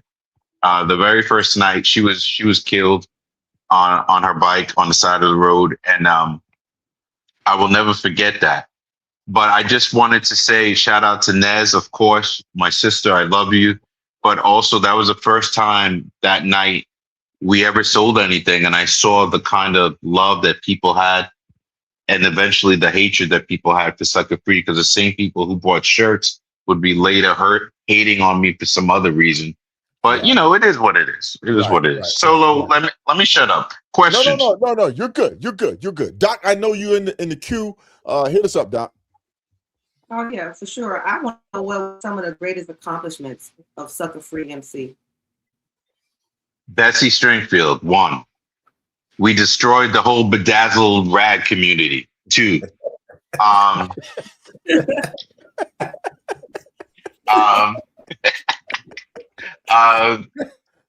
The other thing, we put it out there, Sugar Bear, and I have nothing but love for the chosen few, even though they got a little funny with me for a little bit. But I really, really respect, their founder and his contribution in addition to Ben Hardy to the Captain America bike and the Billy bike. We put it out there. Even a lot of white boys didn't know that those motorcycles were created by black men. Now, please, I'm gonna interrupt you, and I know my mentor is gonna hit me up and say, Solo, you were interrupting the guest again. But no, go ahead, Ray. Go ahead. Let's go back, man. I want to talk about the hot seat from the white side, how those guys were sitting there coming at you, because people need to know this. It wasn't just from the urban side. Okay, this is a very interesting, because people who know me personally know I'm very, very deeply involved in politics. And the unfortunate state of the MC community right now is a reflection of the country. Mm-hmm. When Sucka Free first started, black and brown, the urban biker side hated us because that's what we focused on. And we were going all traditional. So when the white boys saw that, they loved it because we were going off the old school stuff that they, for the most part, followed. Mm-hmm. So the urban black and brown hated us. And then when the white boys found out that the founder and at least half the staff was black, they were like, they made that Scooby-Doo noise. What? Right? But then But then to give them credit though, they were still like, yo, they still know what they're talking about. The only time the racism started to creep in when we started to call out the racism. Once we started to call out the racism, that side had a problem. Because this is what I noticed. And this is not just in the MC community. This is in any place where people or minorities succeed, where traditionally there's been a white face. If you succeed, if you're doing well in a place where traditionally it's been only white, they don't want you to talk about the racism that you're dealing with. They only see that you succeeded. We've allowed you to get to this point. So why are you talking about the racism? We don't want to hear about that. So when Sucka Free talked about clubs that discriminated based on race, all of a sudden that became a problem. When I had white members on staff who belonged to clubs who said explicitly no to black, and we called it out, all of a sudden that became a problem. So race became an issue because one of the things that I told my writers, as long as you can articulate it and you have the chutzpah to talk about it, to post it, then goddamn it, do it. Mm-hmm. And we addressed it, and they didn't like that. Race was a sensitive issue. But the thing that gets me is, if you people, and I said you people, are tired of us talking about racism, how do you think we feel always experiencing your racism? You dig what I'm saying? Mm-hmm. So it's a very, very, especially given the political climate of the country right now, it's a very fine line. Yeah. But you know me, I'm like, I don't give a rat's. I'm going to talk about it. Right. If you don't like it, what you gonna do? That was one of our biggest achievements right there. Is addressing the racism, because as much as we talked about how black was always on the bottom of the totem pole when it comes down to race and the MC culture, people didn't like to hear that at all.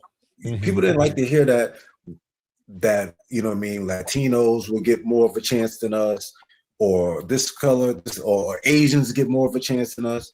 We always sat at the bottom of the barrel, no matter what. So now, as time goes on, now as families are now mostly, there's a lot of mixed relations going on now, and now people are more aware of racism now. They're actually sticking up for each other now. So if you can be my brother without the patch, you need to be my brother with the patch on. And now things are changing in these bigger clubs that didn't allow black. Yeah. And you know what was a very, it's like a juxtaposition, right? A lot of 1% clubs realized and appreciated Sucka Free more than the 99%. And I'm going to tell you why. A lot of those 1% clubs realized our influence and realized and respected our experience and how we articulated it. So a lot of times they would inbox us and ask us to speak on very specific topics so they could bring it back to their members. Mm-hmm. And to me, that was the highest form of respect. Mm-hmm. And that came from both white guys, white clubs, and black clubs. More so the white, but we got it from both sides. Hey, can you guys talk on this, please? And they would bring it back to their members, or they would highlight certain members because we articulated it in a way that made so much sense. And that is one of the going back to your question, Doc, that's one of the proudest things that I have to say that we accomplished when you have these diamond clubs writing us and saying, can you guys please address this? Can you please address this? Can you talk about that? I was very, very proud of that. How you ain't gonna have black people in your club, but you're gonna date black?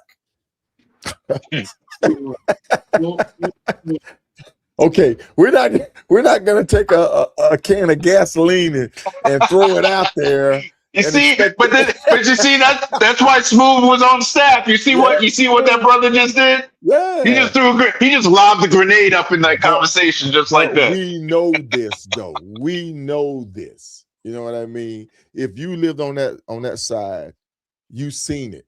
You didn't question it because it was their opinion, but you had to sit there and be like, that don't make sense. But it's your preference. But you're right. You're right, Smooth. You're right. Hey man, we want to thank everybody. We want to thank everybody for joining us tonight, man. Hey, y'all.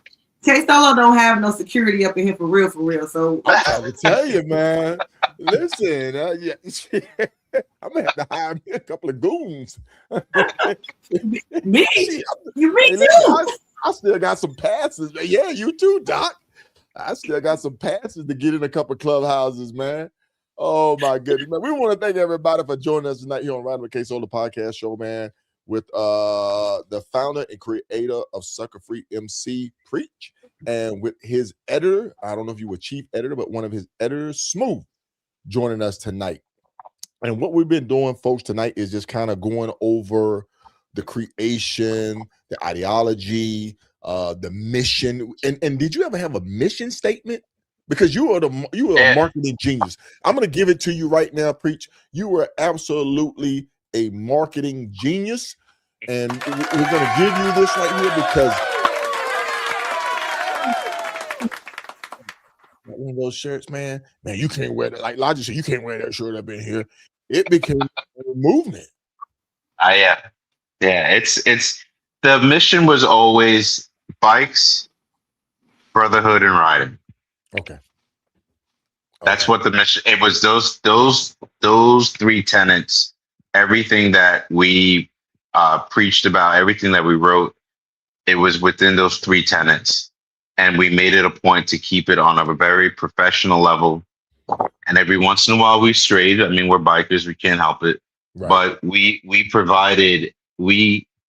gave a very high standard, and I can say this without any arrogance, a shred of arrogance or hubris, when I say what Sucka Free did was raise the bar so high. And everything else that I've seen since us has been a copy of us, which is a deep form of flattery. Mm-hmm. And you know this, Solo, because I spoke to you about this. I never went to anybody's protocol pages. I never looked at anybody's page, never looked at what other people discussed, because I wanted us to present an original product, an original idea that came from us internally. And we did that for nearly 20 years. And I'm very proud of that. And everything else that came after us is, I'm your father, dude. Word up.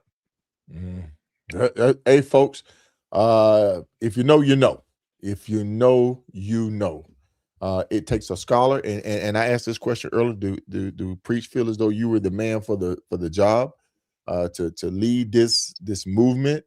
You're educated, articulate, well written, and you carried the message, and you weren't afraid to get out in front and protect your editors and your people by saying, blame it on me, put it on me, I'll carry it. So indeed, man, indeed. So like for the next 10 minutes, Doc, I don't know if you have your questions, but I'm gonna sort of, and please try to keep the comments short. Try to just, all right, let's do it. But I have to get it. Okay. At what point did you decide the protocol message was more important than being a patch member?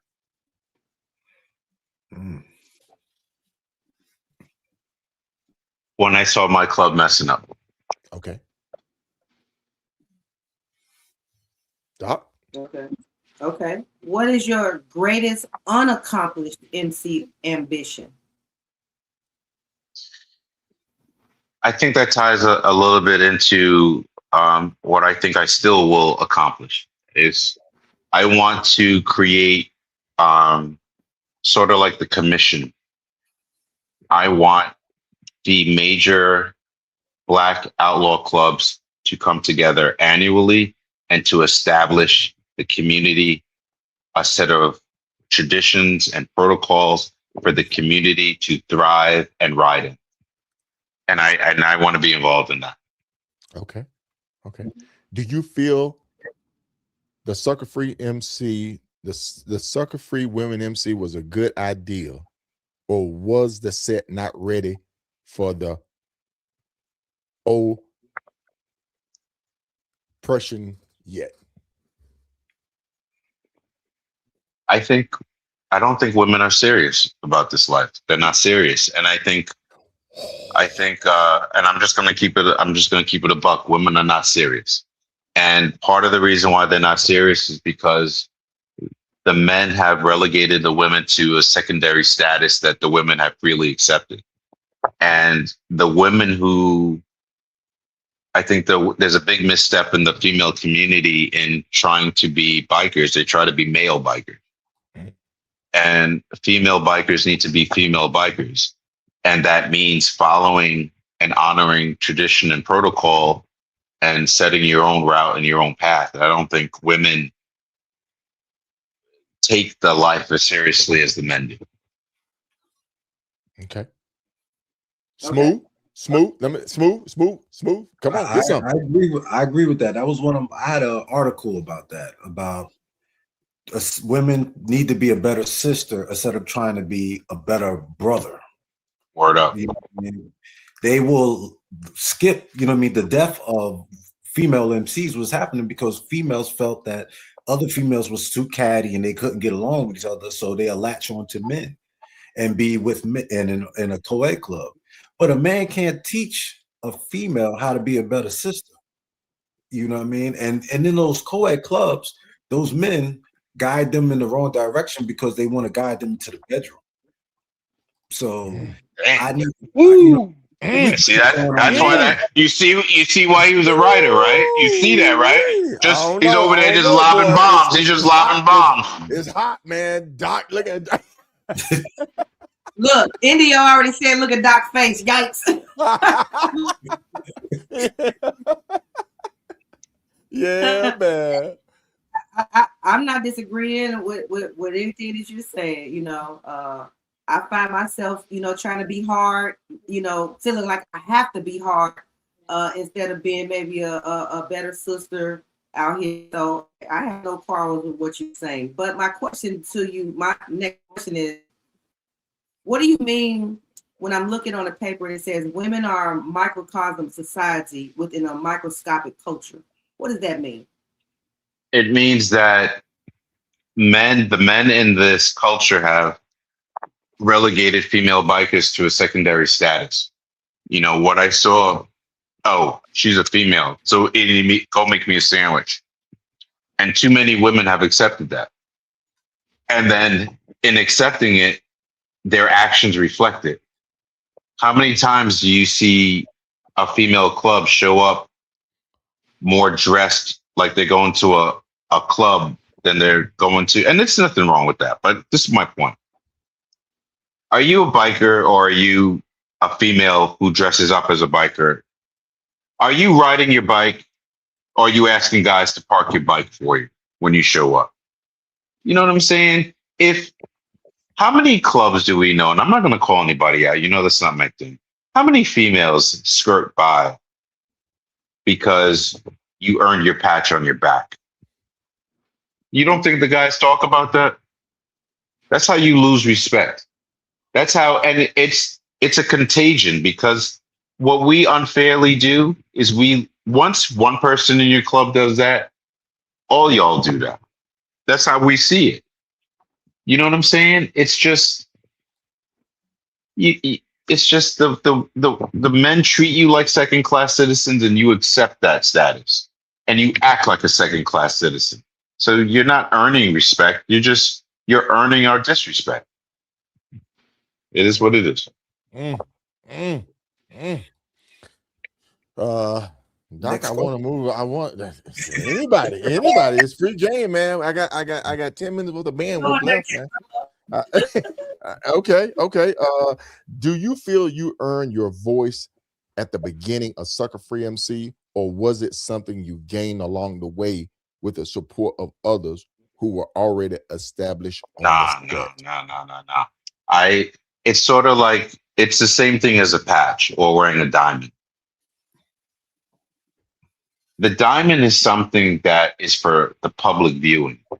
Mm-hmm. If you're not a diamond before you put on a diamond, then you ain't a diamond. So I already was doing Sucka Free before it was Sucka Free. I was already a traditionalist before it was formalized. I had my voice, and I would have been okay preaching on a corner to nobody, because that's how I felt about it. That's how passionate and sincere I was about it. So, and Smooth will tell you, because he's known me for nearly 2 decades. I ain't never changed my message. Preach is a picture in a frame. You can count on me. The only time I'll change is to make myself a better human being. Otherwise, I'm staying the same. My message stayed the same. I was always true. I was always sincere. It was always about love. It ain't never changed. So I had the voice before Sucka Free. Okay. Doc.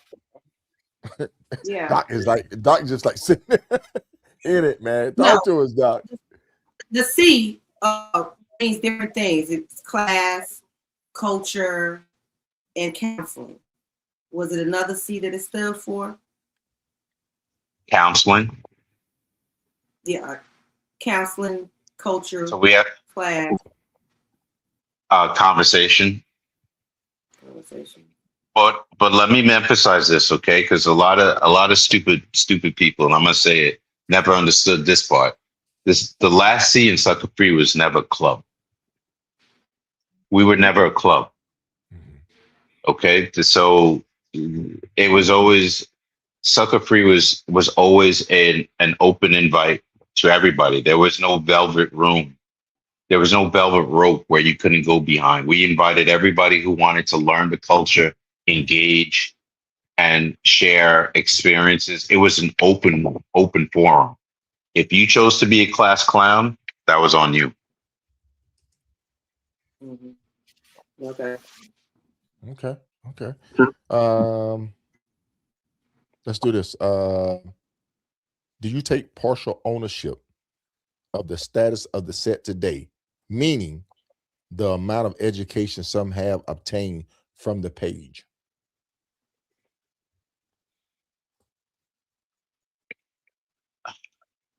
I only do that in 2 circumstances.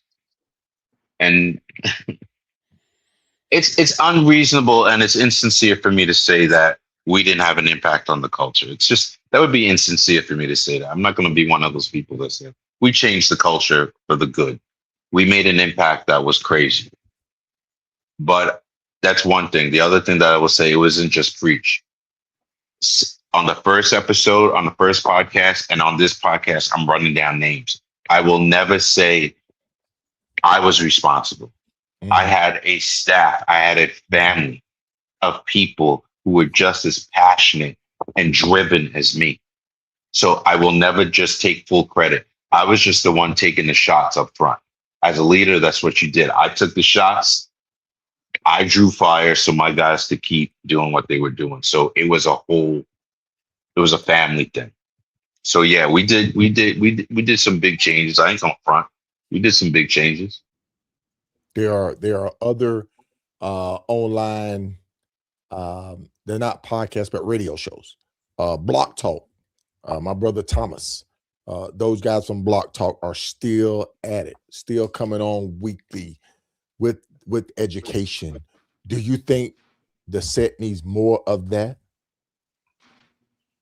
Yeah, I mean, of course it does, because, because you graduated, because I graduated from Howard. Did they shut down Howard after I graduated? Yeah. There were still students afterwards. You know what I'm saying? It's just, you get to a point, my sermon, at some point, I shut the church down. I just was like, okay, we're done. We're done. But that doesn't mean that, you know what I'm saying, that people still don't need it, or there are other preachers out there, there are other deacons out there preaching it. And I'm thankful for that. They gotta be real students though. Word up.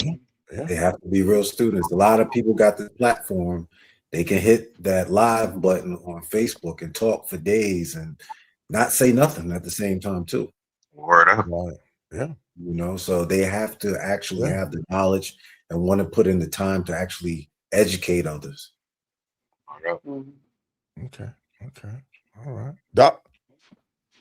Yeah, this is my last one, everybody. Do you think you will ever start up Sucka Free MC magazine again?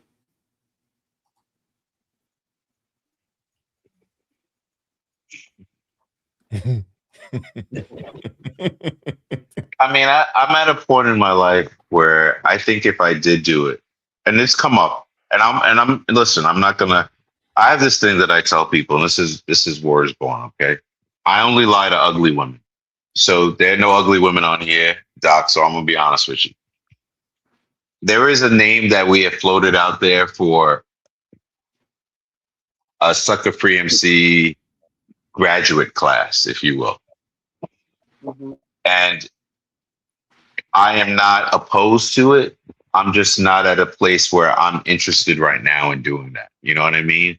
And I kind of feel like somebody who creates a great movie, like you ever see like when they talk about Ryan Coogler and Sinners, you're going to make a sequel? And you know, his reaction is like, come on, man, just enjoy the first one. Let me breathe, man. Just enjoy the first one. I did Sucka Free for 20 years, man. Come on. I'm I'm not interested in going back to church right now. I was trying to get him to expand. I was trying to get him to expand the universe by us making. We was talking about making a TV show, maybe a movie, and all this stuff, man. But it just never. We just never got it together just yet. But maybe in the future, man. Okay. We're gonna end it on that note right there because I have 3 minutes before I'm gonna just go black out of bandwidth. We're gonna go around the horn and we're gonna exit as we go around the horn. Smooth. In closing, sir. Hey, I appreciate the time. Preach, you my brother, man. Anything you need, I'm here. But you know what I mean? Don't forget that. We always gonna put a good word. I'm always a call away, and I'm going to continue my posts here and there. You know, I mean, I'm in and out sometimes, but I'm gonna continue preaching the good word regardless of where I am. No doubt. Yeah. Okay. People saying, how do we make donations to support this podcast? If you on YouTube, you see in the comments there's a little $ and then there's a heart. Hit that $. You can donate. Or you can go over to Cash App at asolomoment.com. We'll greatly appreciate it. All funds, folks. Every single penny goes to pay for this podcast. We do not pocket. We do it because of the love of the culture. Doc, Remy, and I have already had that conversation. We don't pocket any money. Trying to bring you the best image, the whole 9 yards. And trust me when I tell you, the streaming app does not come free. It does not. You have a marketing director on with us right now, and I'm sure he can tell you. Smooth. Thank you very much for joining us tonight, sir. Look forward to meeting you. Look more forward to meeting you someday, man. But make sure you get my number. Make sure we exchange contact information so I can reach out. So I'm ever in your area. I can reach out to you, man. Same for Dr. I hit you up on Facebook today. So. That'll work. Yes, sir. Yes, sir. Yeah. Indeed, you did. I think I accepted it, man. I had to bring somebody out to bring somebody in, man. So if you on my, I got 5,000. I got 5,000, man. If you ain't commenting, if you ain't engaging, then you gotta go. I'm bringing somebody in that want to comment and engage. All right, Smooth. You take care now. Hey, man. First of all, before you get out of here, Smooth, we're gonna have to do this right here, man. We got to give you a round of applause for coming on the show. Indeed, producer, you on the money, man. I like you, my guy. All right, Smooth. You take care. You have a good night, sir. Take it easy. Be safe. All right, indeed. Preach. Listen, man. It's so much. It's so much. This is exactly why we're having a trilogy, because it takes 3 episodes. Doc, can we bring somebody else on? It's gonna need 3 episodes. God, man, this is the first ever I heard. A trilogy, man. But listen, Trilogy. it is truly an honor to have you on, to come share this information to people. I can tell by the comments, people have been engaging, people have been liking, just totally hearing your words about how you created Sucka Free MC, your mission for Sucka Free MC, and just your goal and where it's at now, and the positive influence, because it did have a positive influence on the culture. It did educate some people. It did make some people say, let me go do some homework. Let me go do some research. And like I say, man, that Bessie Springfield, that's truly you, man. That's truly you. And people won't deny it.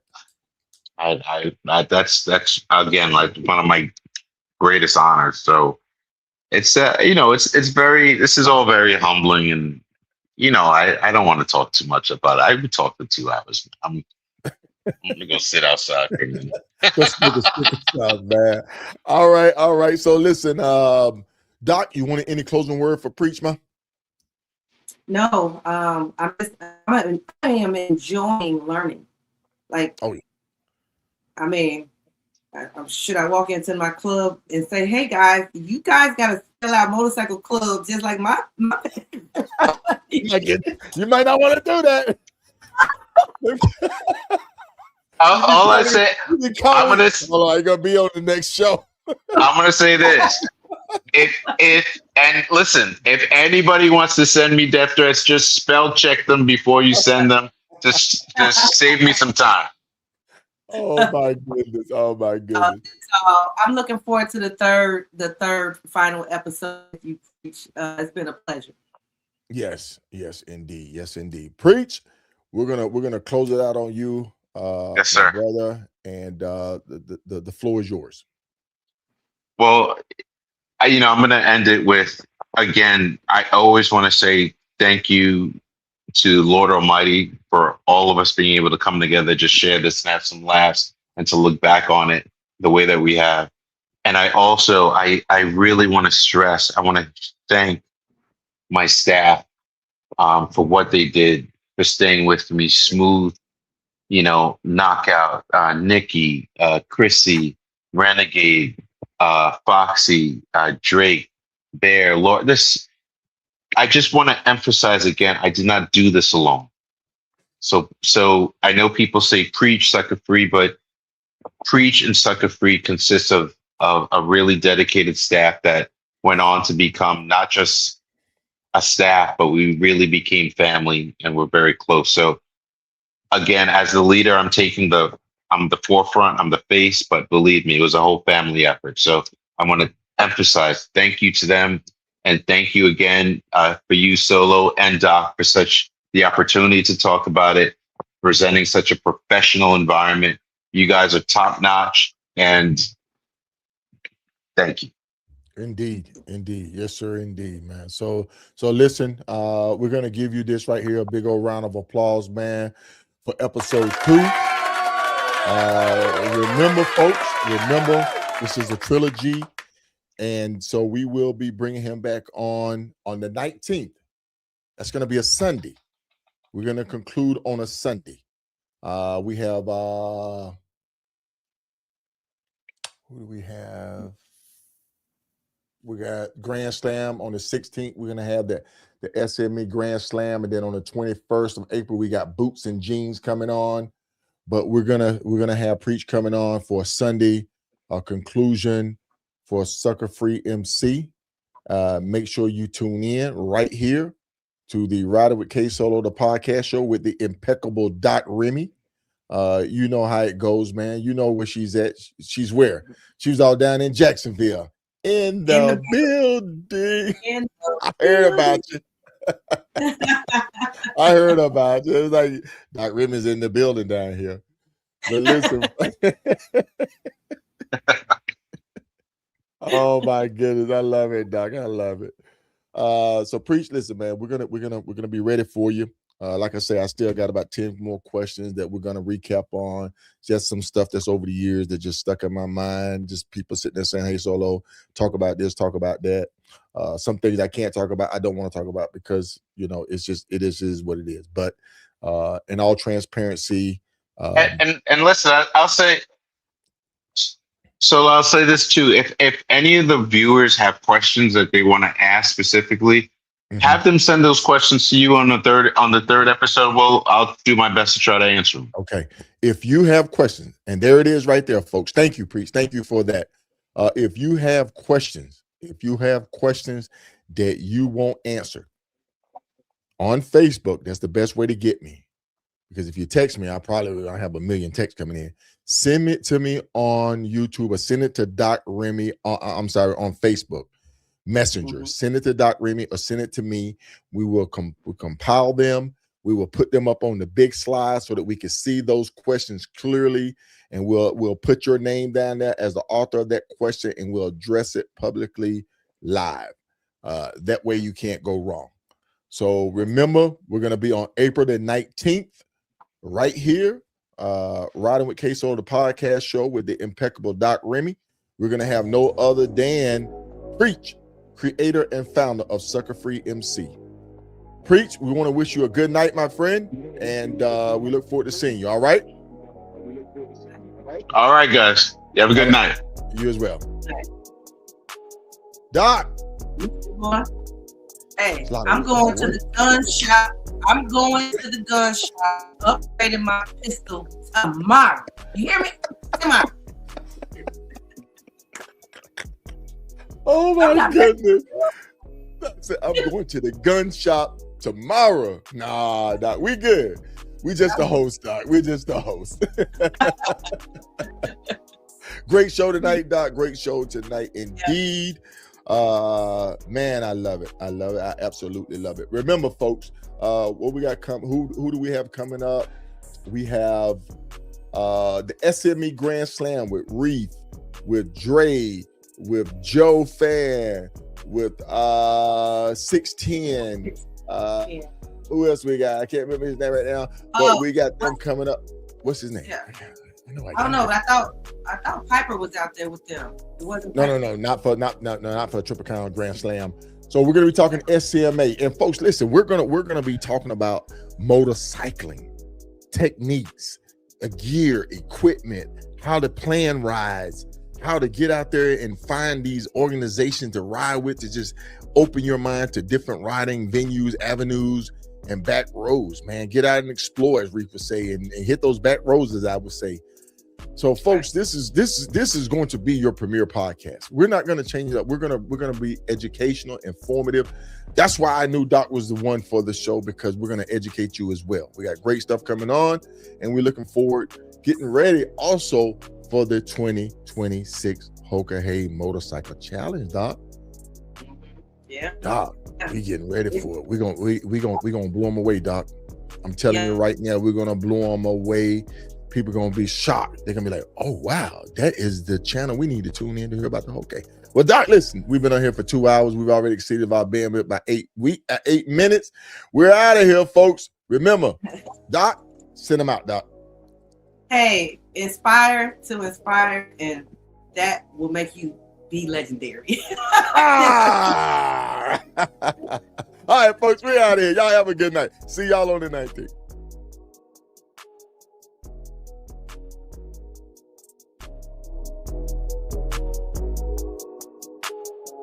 What's up, beautiful people? It's your girl, Most Wanted, in the building. You already know the vibes. Inspired by KSolo DaRyder. If you haven't tapped into the podcast yet, you're missing out. Go check it out, catch a vibe, and get inspired. If you're already tuned in, keep that energy flowing and that podcast on lock. This your girl, Most Wanted. I'm out. Yo, it's your girl, A Boogie. Big shout out to KSolo DaRyder, holding it down with the Riding with KSolo Podcast. If you love the open roads, good vibes, and real rider talk that hits home, this is where it's at. Keep it locked in, keep it rolling, and remember, like KSolo always says, be legendary.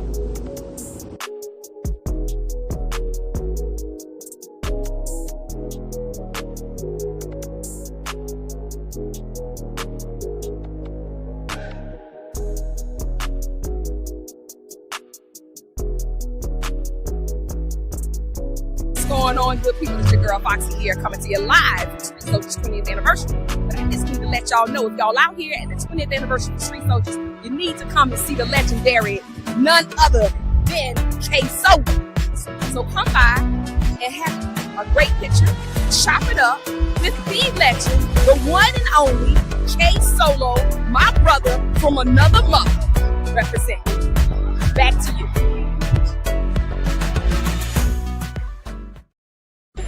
What's up, everybody, including Lottie Dottie? You already know what it is. It's your boy Retro. We in the building, and you already know we ride with KSolo DaRyder. It's a privilege. It's an honor. Make sure you tune into the podcast, and you will be inspired. If you don't believe me, tune in and see. Your boy Retro told you so.